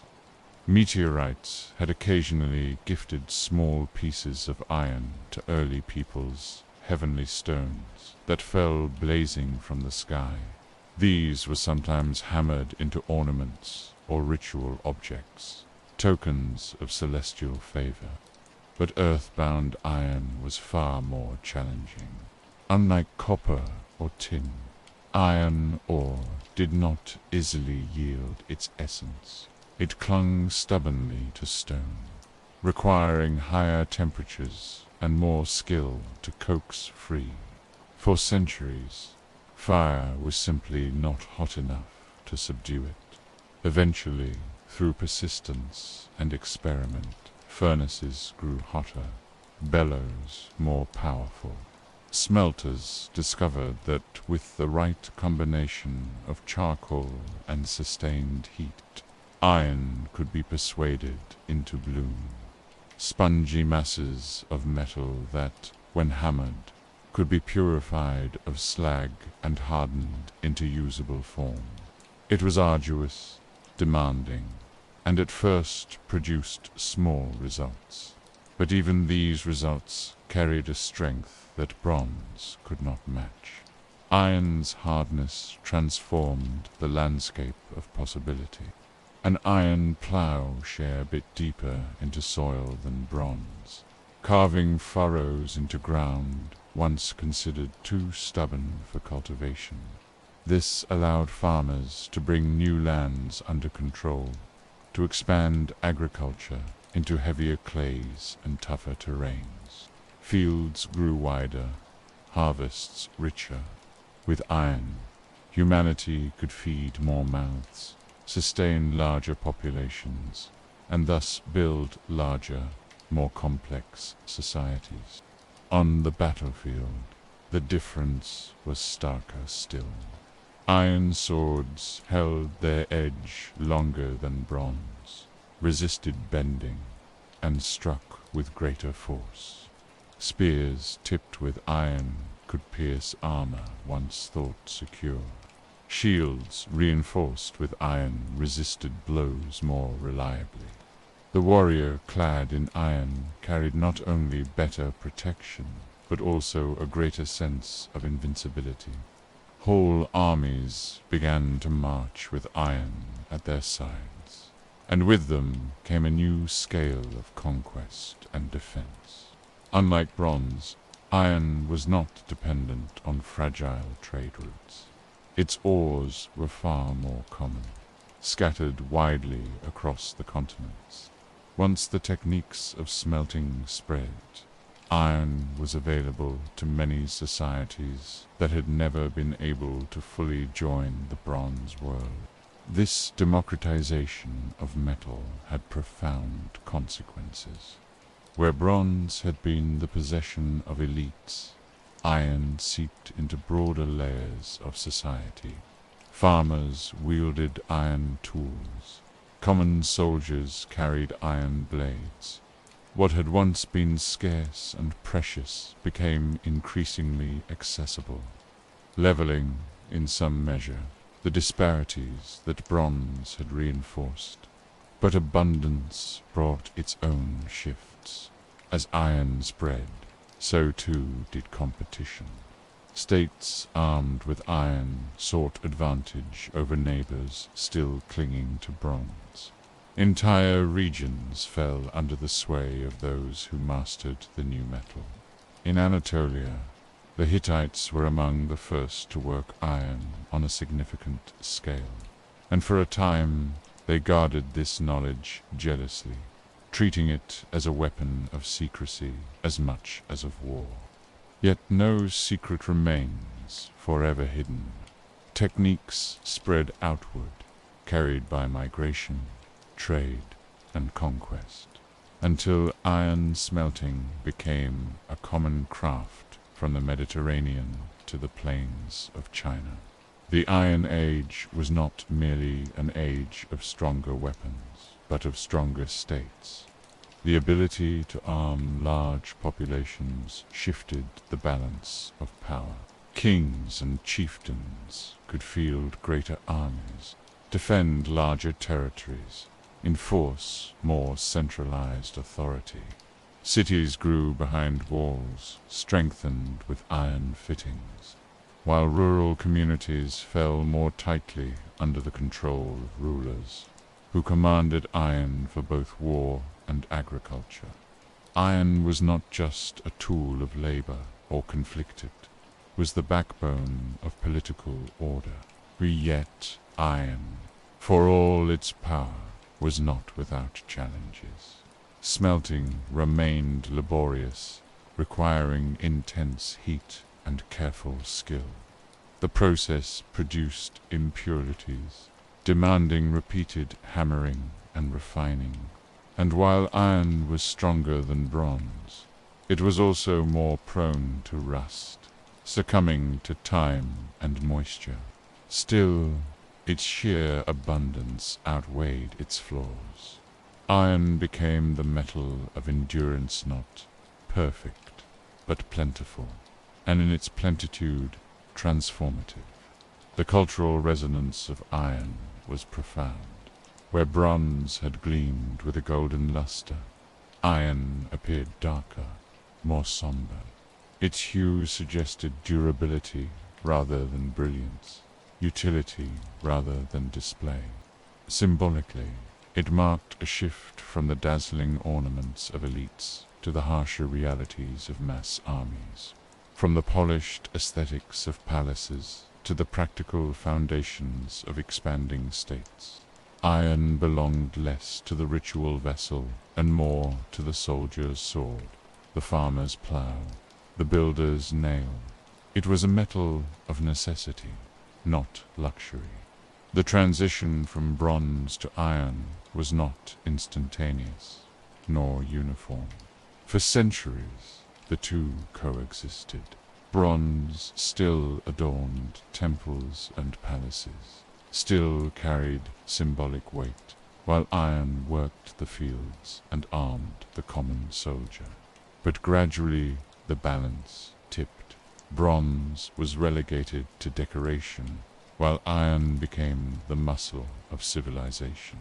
With it, societies expanded, conflicts intensified, and the structures of governance grew more complex to manage the larger populations and resources iron made possible.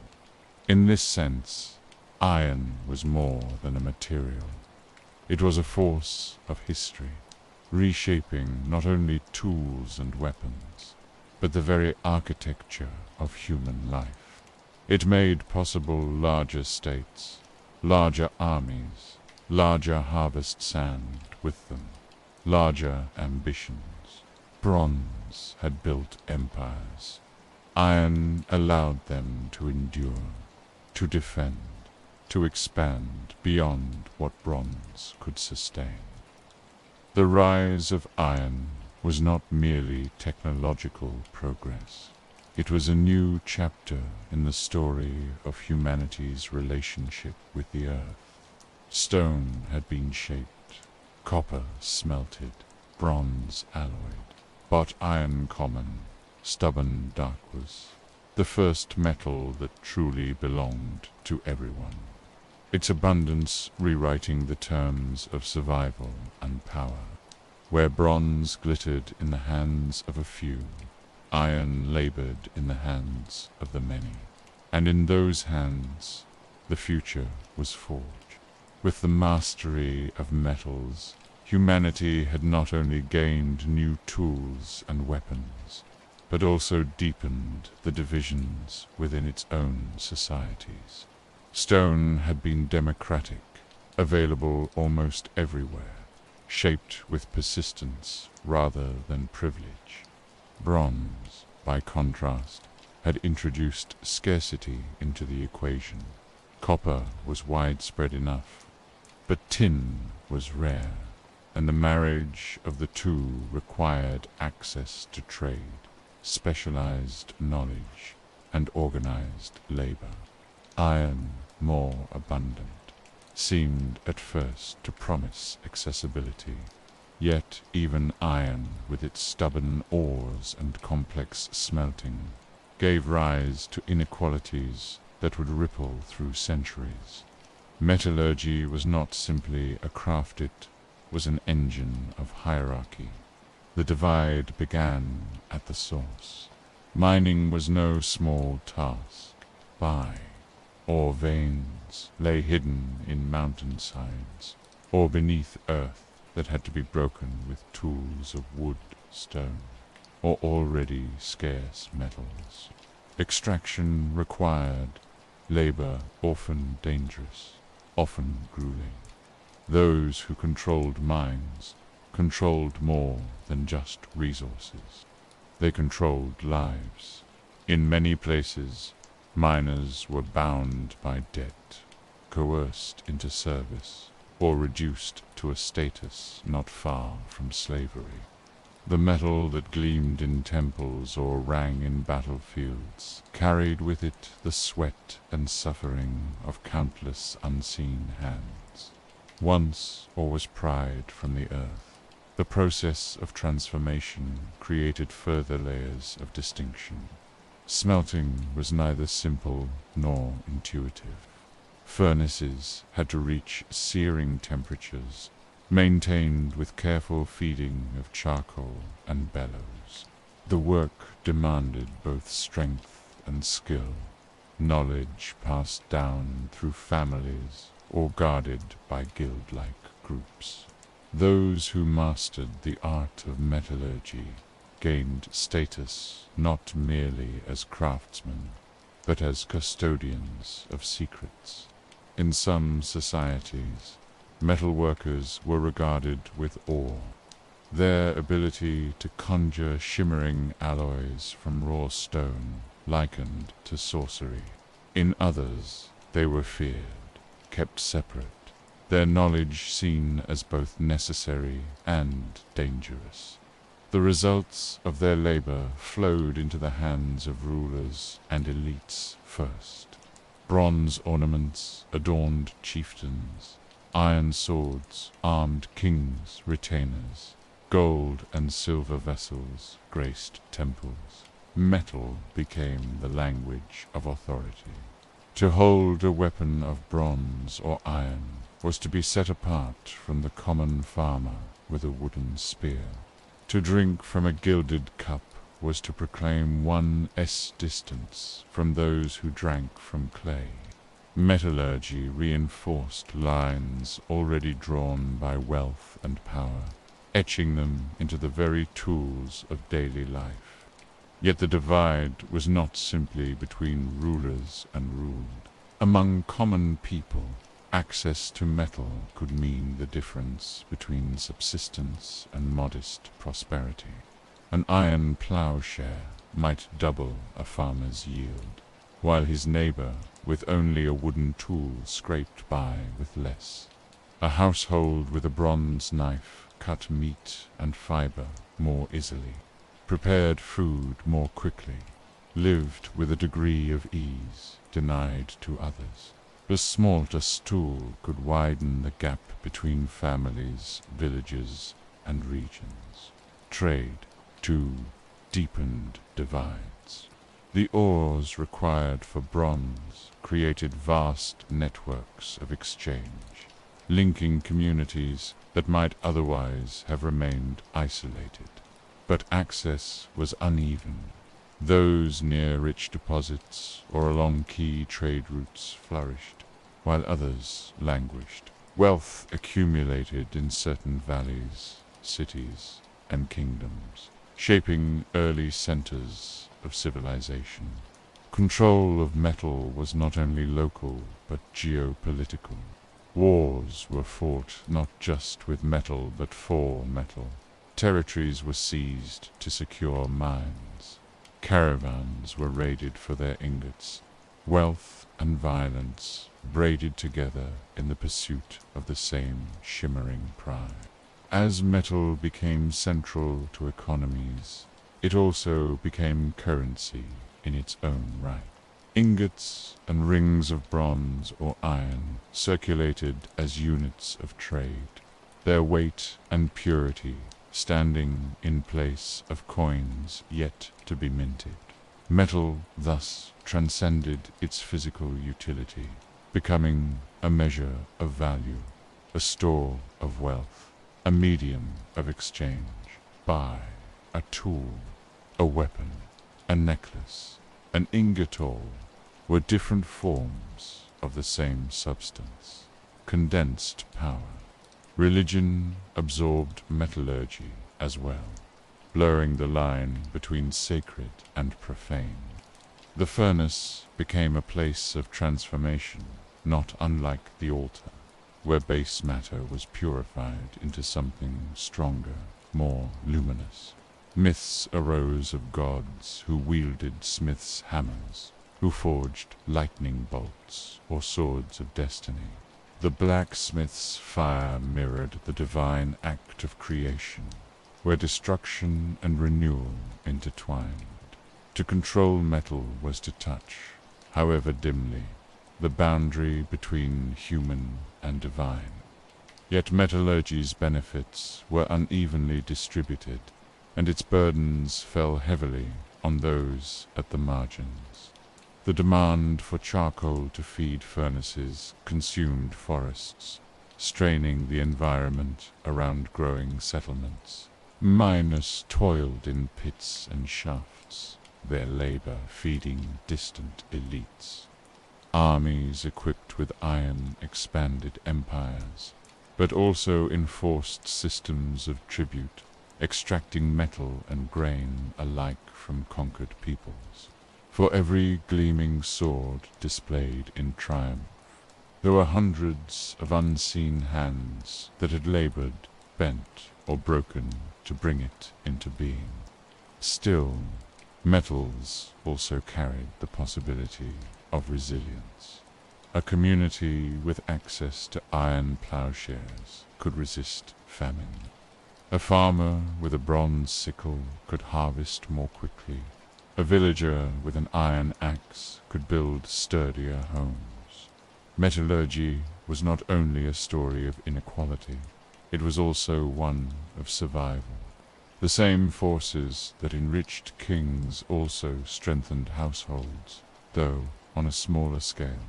The divide, therefore, was not absolute, it was gradient, shifting with geography, skill, and fortune. The social consequences of metallurgy remind us that every innovation carries a dual edge.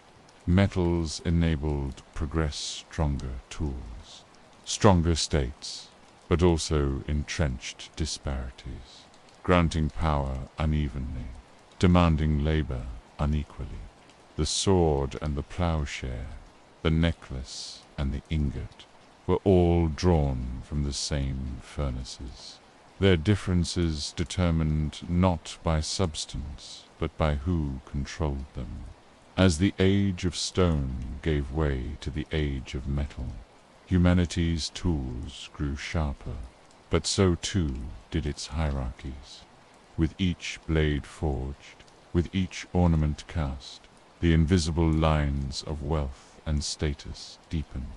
The earth had given up its hidden treasures, and in doing so, it had revealed new divides among those who walked upon it. Long before words could be pressed into clay or carved into stone, humans found other ways to record their presence, their fears, their aspirations, The earliest marks of meaning were not letters or numbers, but images, shapes drawn upon rock, pigments spread across cavern walls, lines carved into bone. These were not idle decorations. They were attempts to capture thought, to give permanence to something fleeting, to bridge the gap between experience and memory. Deep within caves, far from sunlight, flickerings of firelight once revealed animals striding across stone surfaces. Bison with curved horns, horses mid-gallop, deer poised with heads high. Their bodies were drawn with surprising precision, their movements suggested with fluid lines that seemed to anticipate emotion itself. Some were filled with rich ochres and blacks, pigments ground from earth and charcoal. Others were etched directly into the stone, their outlines carved into permanence. In these images, one can almost sense the stillness of the artist, hand moving steadily, guided by something larger than the immediate act of drawing. The caves of Lascaux, Altamira, Chauvet, and countless others across Europe and beyond speak to this impulse. Their walls became canvases for visions, not meant to be seen in daylight, but in shadow, where the play of fire brought figures alive. Animals seemed to move as flames danced, transforming stone into stage.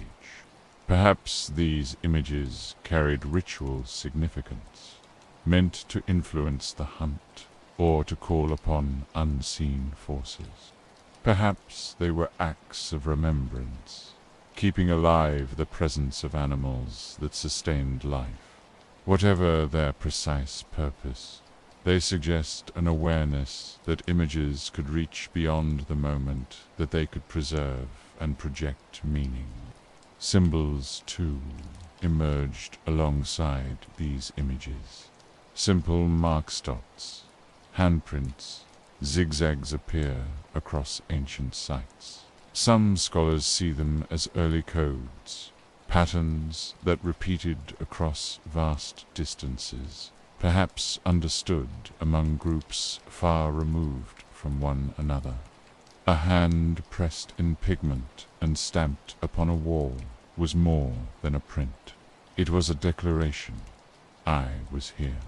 It linked the individual to the community, the present moment to an enduring mark.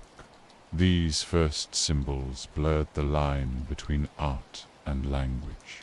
A series of dots near an animal might have conveyed numbers, seasons, or repetitions of a hunt.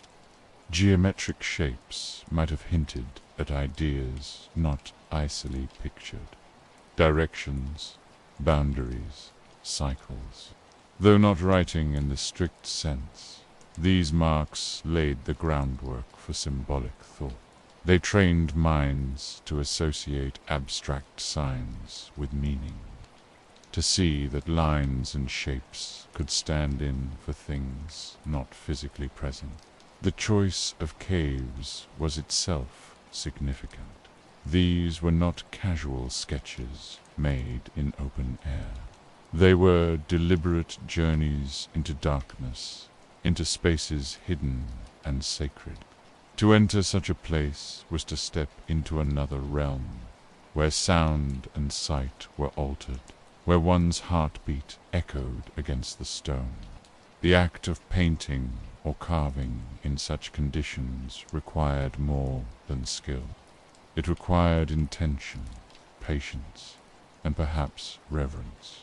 These walls became not only surfaces, but thresholds, where humans met the unknown and inscribed their presence upon it.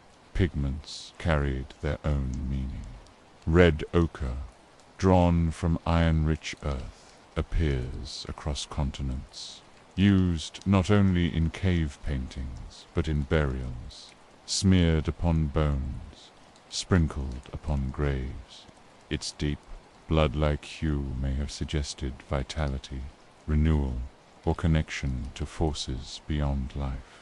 Charcoal brought the blackness of fire, while white chalk or clay offered contrast. Together, these simple colors formed a palette rich in symbolic possibility, long before the complexities of dye and paint. The universality of these marks is striking. From Africa to Asia, from Europe to the Americas, humans left images upon stone, bone, and shell. Despite vast distances and differences in culture, the impulse was shared, to mark, to depict, to symbolize. This suggests something fundamental about human cognition, a drive to externalize thought, to make visible what the mind carried within. These images also bridged generations. A painted bison outlasted the life of its painter. A handprint endured beyond the hand that pressed it. The walls of caves became archives, layered with images added over centuries, sometimes millennia. New generations entered the same dark chambers, saw the work of ancestors, and added their own. In this way, caves became libraries without words, preserving the continuity of memory across time. The first marks were also acts of imagination. To draw a horse on stone was not merely to replicate its form, it was to conceive of it in absence, to summon it through memory and vision. This leap from direct experience to representation was monumental. It signaled the ability to hold an idea apart from its immediate reality, to manipulate it, to communicate it. In these images, we glimpse the beginnings of abstract thought, the same capacity that would one day give rise to mathematics, writing, and story. Yet the purpose of these marks was not purely practical. They carried mystery. Why paint in places so difficult to reach, sometimes requiring crawling through narrow passages or descending into depths? Why invest such effort in images that only a handful of people might ever see? The answers may lie in ritual, in the belief that these spaces connected to spiritual realms. The walls may have been seen as veils between worlds, where painted animals could influence the unseen, where symbols could speak to forces beyond human control. What is clear is that these early marks reshaped human identity. They were not survival tools in the narrow sense, like spears or pots, but they enriched survival by deepening its meaning. They created a shared sense of story, of belonging, of continuity. To gather before a painted wall was to stand not only with one's own group, but with the echoes of ancestors, with the presence of the animals depicted, with the mysteries that lay beyond. From these beginnings, the path to writing was still distant, yet the foundation had been laid. Humans had learned to give form to thought, to make marks that endured, to see in lines and shapes a reflection of meaning. The cave wall was the first page, the pigment the first ink, the handprint the first signature. And though the scripts of later civilizations would be more complex, more abstract, they would still carry within them the same impulse, to fix meaning outside the mind, to make it visible, to ensure it endured. The first marks, then, were not only art, they were the opening chapter in humanity's long dialogue with itself, a dialogue that would stretch from caves to clay tablets, from hieroglyphs to alphabets.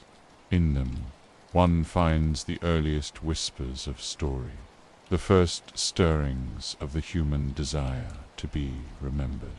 The earliest images on stone and bone were gestures of memory and imagination. But as human societies grew more complex, the need for symbols shifted from the cavern wall to the marketplace, from the realm of ritual to the rhythm of daily exchange, with fields yielding more grain, herds multiplying, and trade extending beyond a single village. There arose a problem: how to remember, track, and manage what could no longer be carried easily in a single mind. Out of this practical dilemma came one of the quiet revolutions of human history, the invention of clay tokens and tallies. In their simplest form, these tokens were small lumps of clay, shaped into spheres, cones, discs, or other geometric forms. Each shape represented a specific commodity. A cone might stand for a measure of grain, a sphere for a jar of oil, a disc for livestock.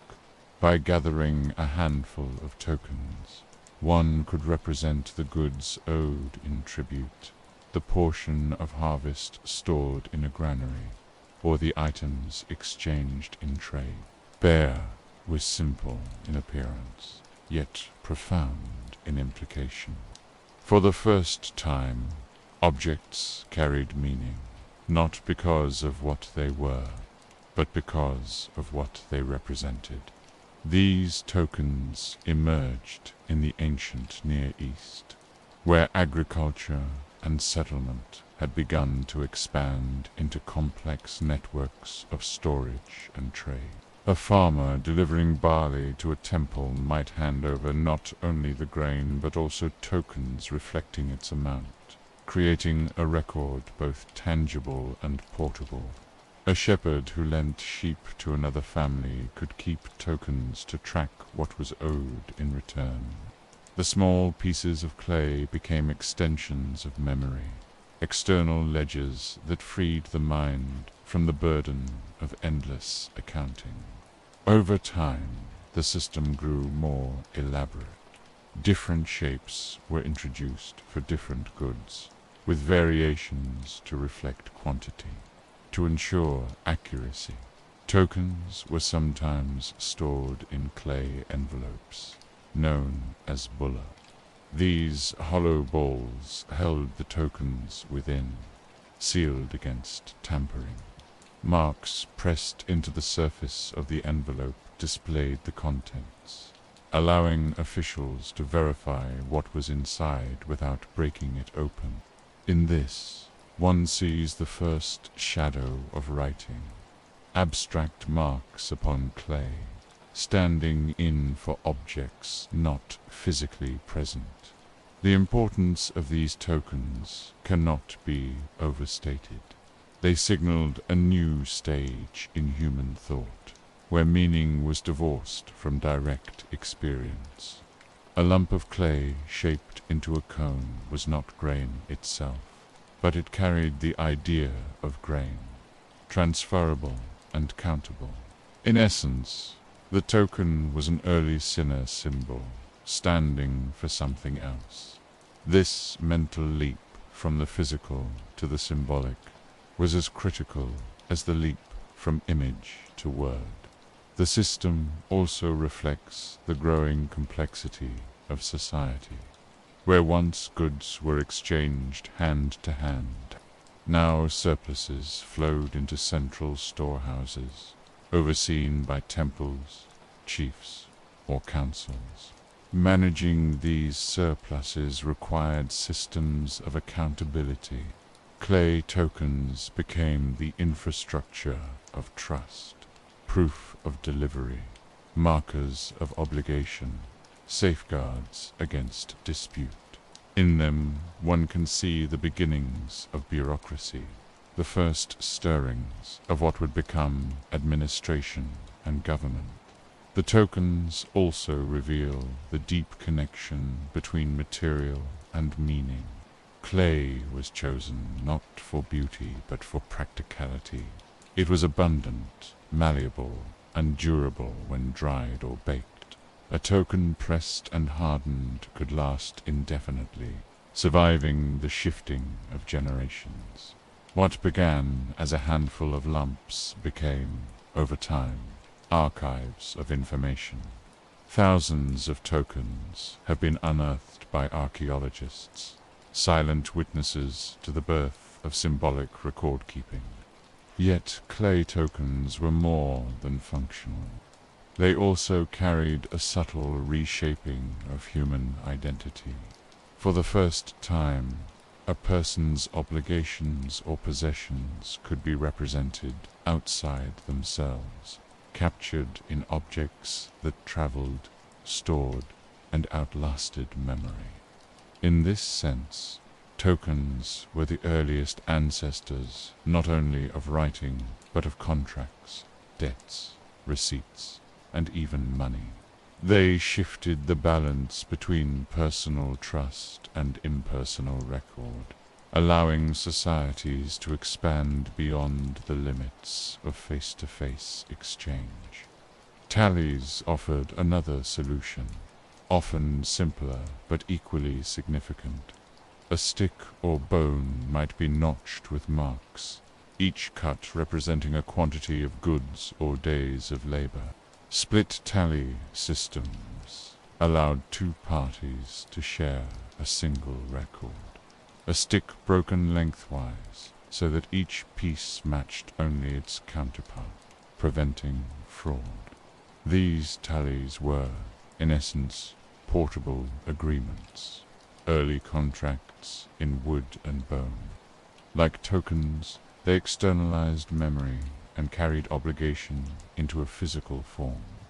Together, tokens and tallies represent a quiet but radical shift in how humans related to time, obligation, and community. They allowed people to project obligations into the future, to hold one another accountable across months or years. They created a framework in which surplus could be managed, debts tracked, trade expanded. Without them, the leap to writing might never have occurred. It is tempting to see these early objects as mundane, small and unremarkable compared to the grandeur of cave paintings or later scripts. Yet their power lies precisely in their ordinariness. They were used not in sacred chambers, but in fields, granaries, and markets. They carried not visions of gods or animals, but measures of barley, jars of oil, heads of livestock. They embodied the fabric of daily life, ensuring that what was owed was remembered, that what was promised could be fulfilled. And perhaps it is here, in the humble clay token, that we glimpse one of the deepest truths about human history, that civilization is built as much on memory as on imagination, as much on accounting as on art, without symbols to track the flow of goods. The structures of village, temple, and state could not have sustained themselves. The tokens remind us that the foundations of story and symbol were not only about expressing what was seen, but about managing what was needed. From these small beginnings, the path to full writing lay open. The marks pressed upon clay envelopes became proto-signs, early hints that symbols could stand not just for objects, but for sounds, words, and ideas. The leap was gradual, but inevitable. In time, the cone that meant grain would give way to a wedge pressed into clay. The tally of goods would become the script of law. and the first true writing systems would emerge. The clay token, then, is not merely a curiosity of archaeology. It is the seed of literacy, the earliest form of the human desire to fix meaning outside the mind and make it endure. From the caves to the granaries, from paintings to tokens, humanity was learning to speak in symbols, to capture life not only in memory but in material form. The clay tokens and tallies had served their purpose for centuries. They carried obligations, tracked surpluses, and offered a means of projecting memory into the future. Yet, as societies grew larger, fields more abundant, and trade routes more complex, tokens alone began to strain under the weight of information. The solution emerged not in a sudden leap, but through steady adaptation, as tokens gave way to marks, marks to signs, and signs to the first true system of writing. Cuneiform. Cuneiform was born in Mesopotamia, where rivers fed fields and cities rose along their banks. Here, in the 4th millennium BCE, the practice of pressing shapes into clay envelopes became more streamlined. Instead of placing tokens inside a sealed bulla, scribes pressed impressions of the tokens onto the outside. A cone-shaped token for grain could be represented by a cone-shaped impression, eliminating the need to break the clay to verify contents. Over time, the impressions themselves replaced the tokens altogether. The physical object was no longer necessary. Its idea could be captured in the surface of clay. The stylus, a simple reed cut to a triangular point, became the tool of this transformation. When pressed into wet clay, it produced wedge-shaped marksons, the name cuneiform, from the Latin cuneus, meaning wedge, with this tool. Scribes could create patterns of strokes that stood for numbers, objects, and eventually sounds.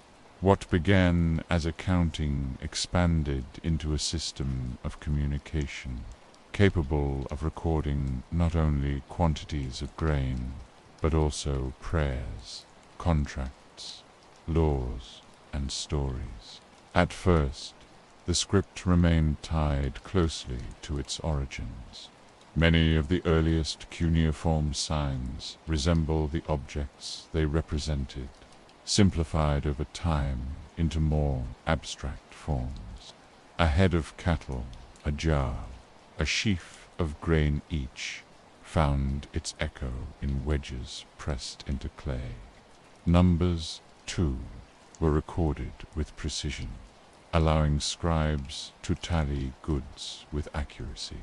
Yet the very act of writing carried its own momentum. Once symbols could stand for objects, they could also stand for sounds, syllables, and eventually words. The world of writing expanded beyond the ledger into the realm of language itself. The clay tablet became the new medium of permanence. Durable and abundant, clay could be shaped, inscribed, and baked to last for centuries. Thousands of tablets have survived, offering glimpses into lives long past. Some record the delivery of barley or the loan of silver. Others preserve the earliest known laws, such as the Code of Hammurabi. Still others carry hymns to gods, laments for cities, or epic tales of heroes and kings. Each tablet bears not only marks, but voices, the voices of scribes, rulers, merchants, priests, and poets. The invention of cuneiform marked a profound change in human society. For the first time, Language could outlast the moment of speech. Words no longer vanished into air, but endured in clay. Promises could be fixed, laws standardized, rituals preserved. A ruler could proclaim authority not only through presence, but through tablets that carried his decrees across his realm. Trade could stretch farther, sustained by written contracts. Memory itself could be archived, no longer subject only to the frailty of recollection. The scribes who mastered this new craft occupied a unique position. To know how to shape wedges into meaning was to hold power, for literacy was not common. Training in temple schools required years of practice, copying lists, proverbs, and signs until the hand obeyed the mind. Scribes were administrators of state, recorders of wealth, and custodians of tradition. In their hands, writing was both tool and weapon, a means of organizing society and consolidating power. Yet cuneiform was not confined to the utilitarian. It also carried imagination. The Epic of Gilgamesh, one of the earliest known literary works, was inscribed in cuneiform, telling of kings and gods, friendship and mortality, prayers to Inanna, laments for fallen cities, songs of harvestor found their way into clay. In these texts, one sees the expansion of writing from necessity to expression, from recording transactions to shaping culture. Writing became not only the servant of administration, but also the vessel of story. The tablets themselves reflect a physical intimacy. Each was shaped by hand, softened by water, inscribed with pressure. The stylus left its trace as surely as a voice leaves breath. Once dried or baked, the clay carried those impressions into permanence. Even broken fragments retained their voices, half lines of prayer or ledger entries cut short by time.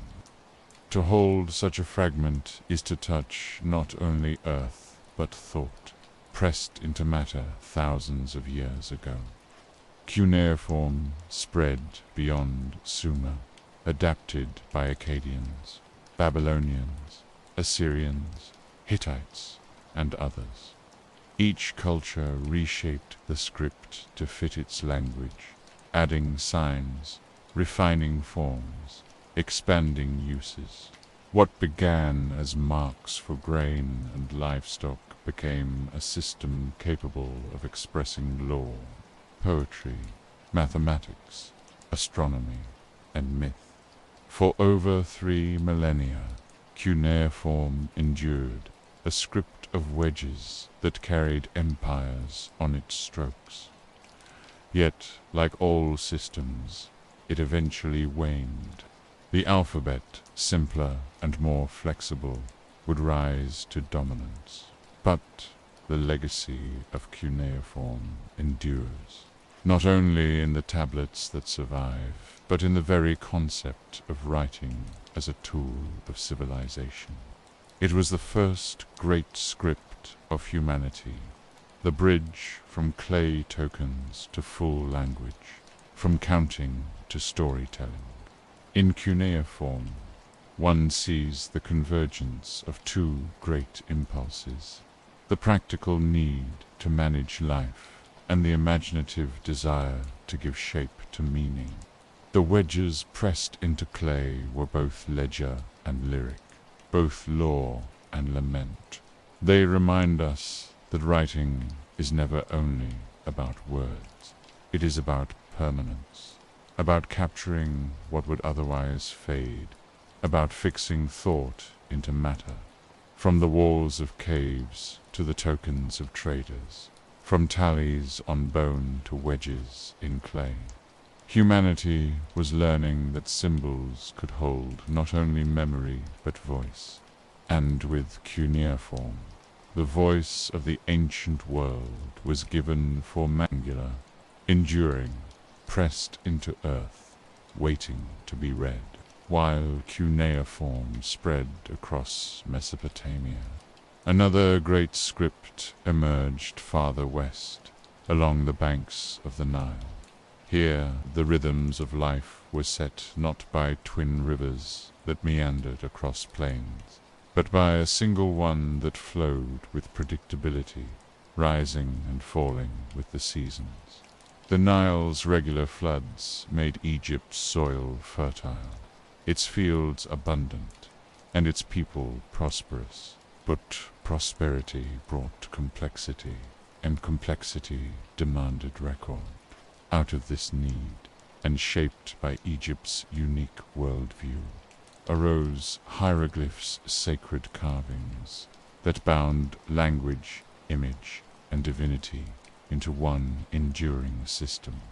Unlike the wedge-shaped impressions of cuneiform, Egyptian hieroglyphs took form as pictures: a bird, a reed, an eye, a seated manage, could be read not merely as an image, but as a sound, a word, or an idea.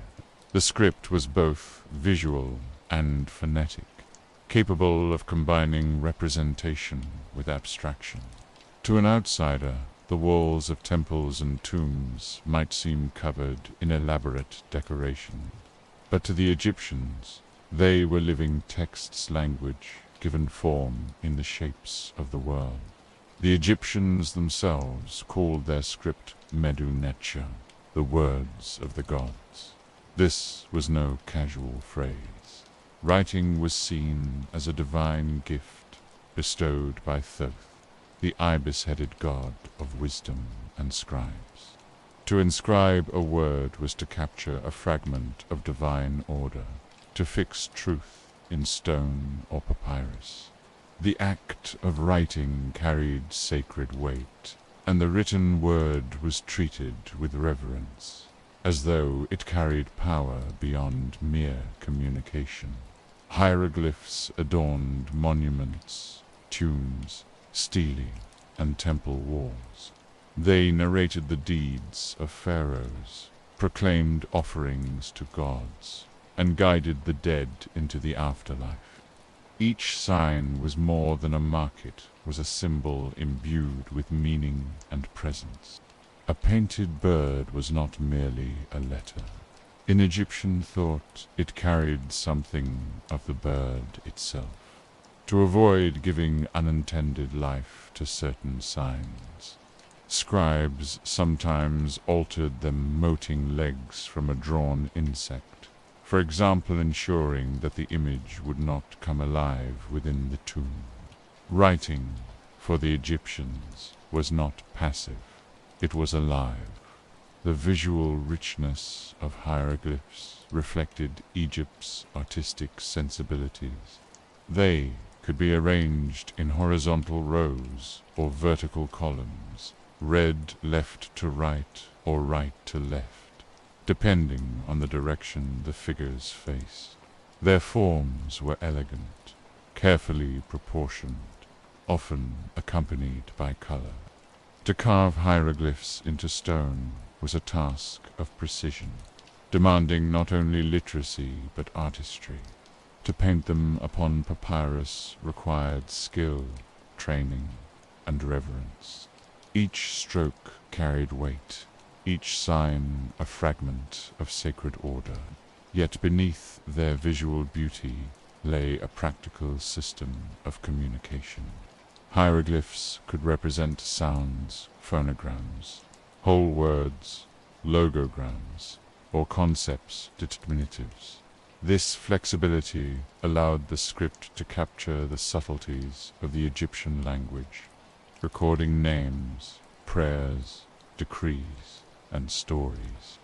Over time, simplified forms developed: hieratic, a cursive script used by priests and administrators, and later demotic, even swifter and more abstract.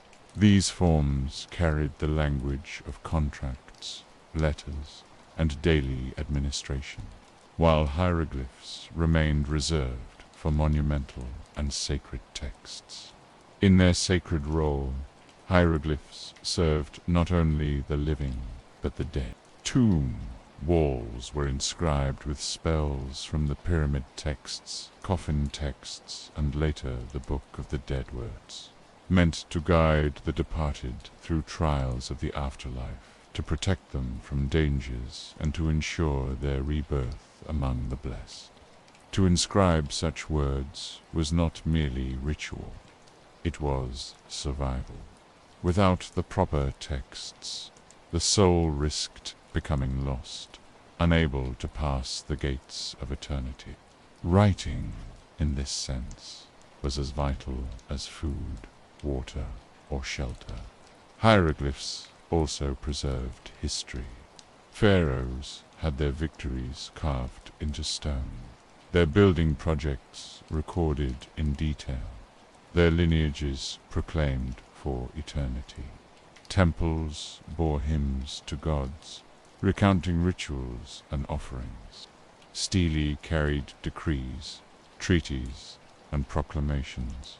Through writing, rulers extended their authority beyond their lifetimes, their names and deeds surviving in stone long after their bodies had crumbled.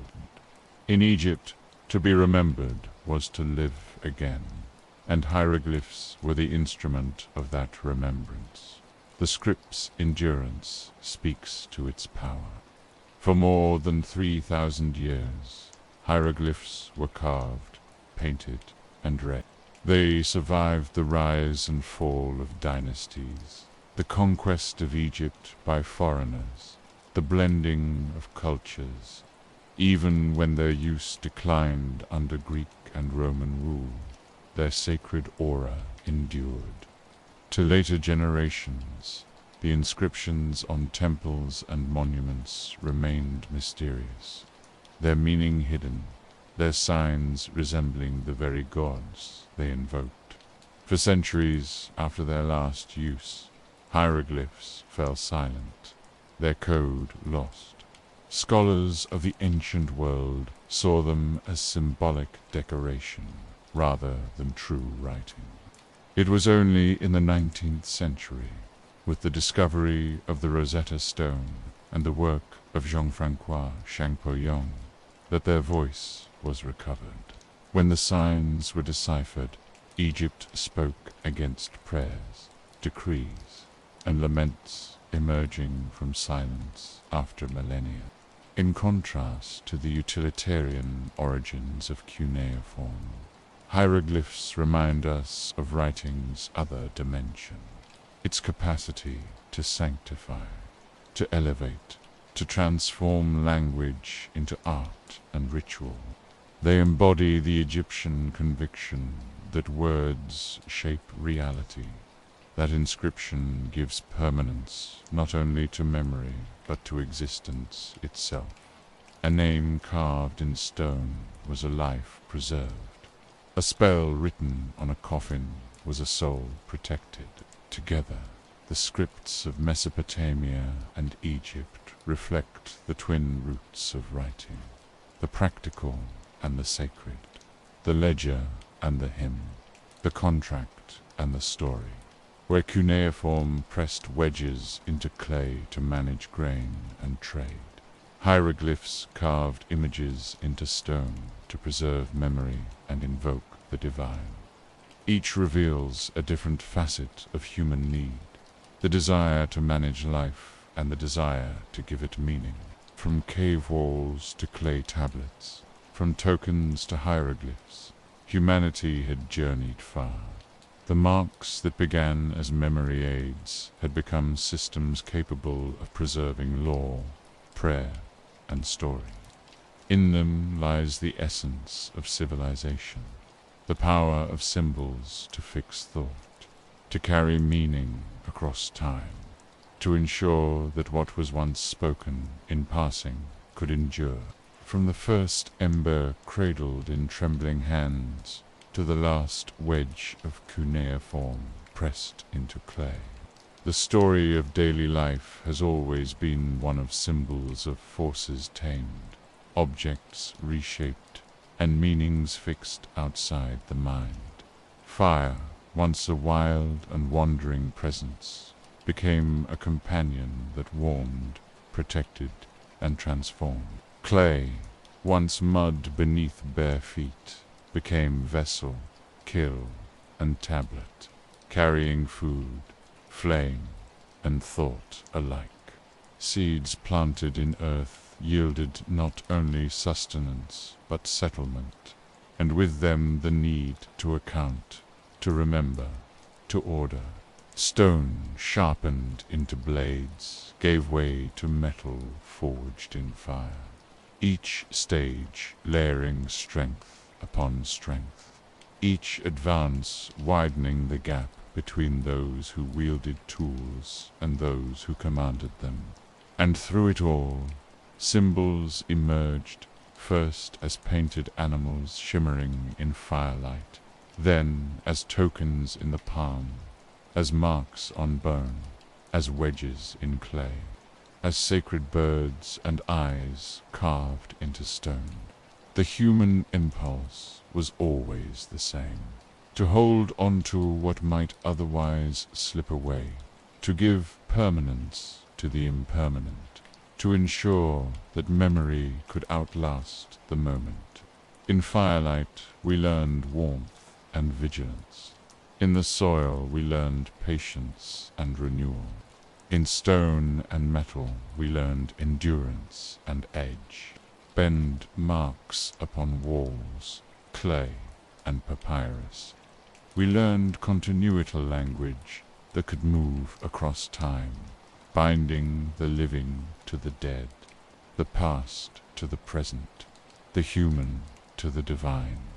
And so daily life, in all its ordinary detail, carried within it extraordinary revolutions. A meal cooked over flames was more than sustenance. It was chemistry reshaping the body. A pot fired in a kiln was more than a container. It was technology extending survival. A tally cut into wood was more than record. It was trust made visible. A prayer inscribed in hieroglyphs was more than words. It was hope bound to eternity.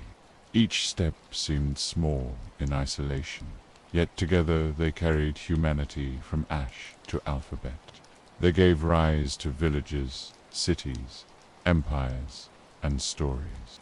They allowed rulers to command and poets to sing, merchants to bargain and priests to guide, farmers to sow and scribes to preserve. They turned the chaos of memory into the order of record, the brevity of speech into the permanence of text. Now, as we look back across millennia, what endures is not the flicker of a single flame, nor the clay of a single pot, nor even the walls of a single tomb, but the continuity of human striving, the desire to shape, to fix, to remember. These inventions of daily life, humble in origin, became the scaffolding of civilization itself. And as the mind drifts across this long arc of history, it may rest on the quiet truth that lies at its heart. We are creatures who mark, who shape, who inscribe. We gather fire, knead clay, sow seeds, forge blades, paint walls, and press signs into tablets all to hold against forgetting, all to pass something forward. The story of humanity is the story of seeking permanence in a world of change. Now, let the fire grow dim, the tools lie still, the fields fall silent, the tablets rest unread. Let the symbols soften into memory as the rhythm of history slows into quiet. The journey from ash to alphabet is long, But tonight it can be set aside, its lessons settled like dust upon stones. What remains is calm, and the steady knowledge that even in silence the story endures.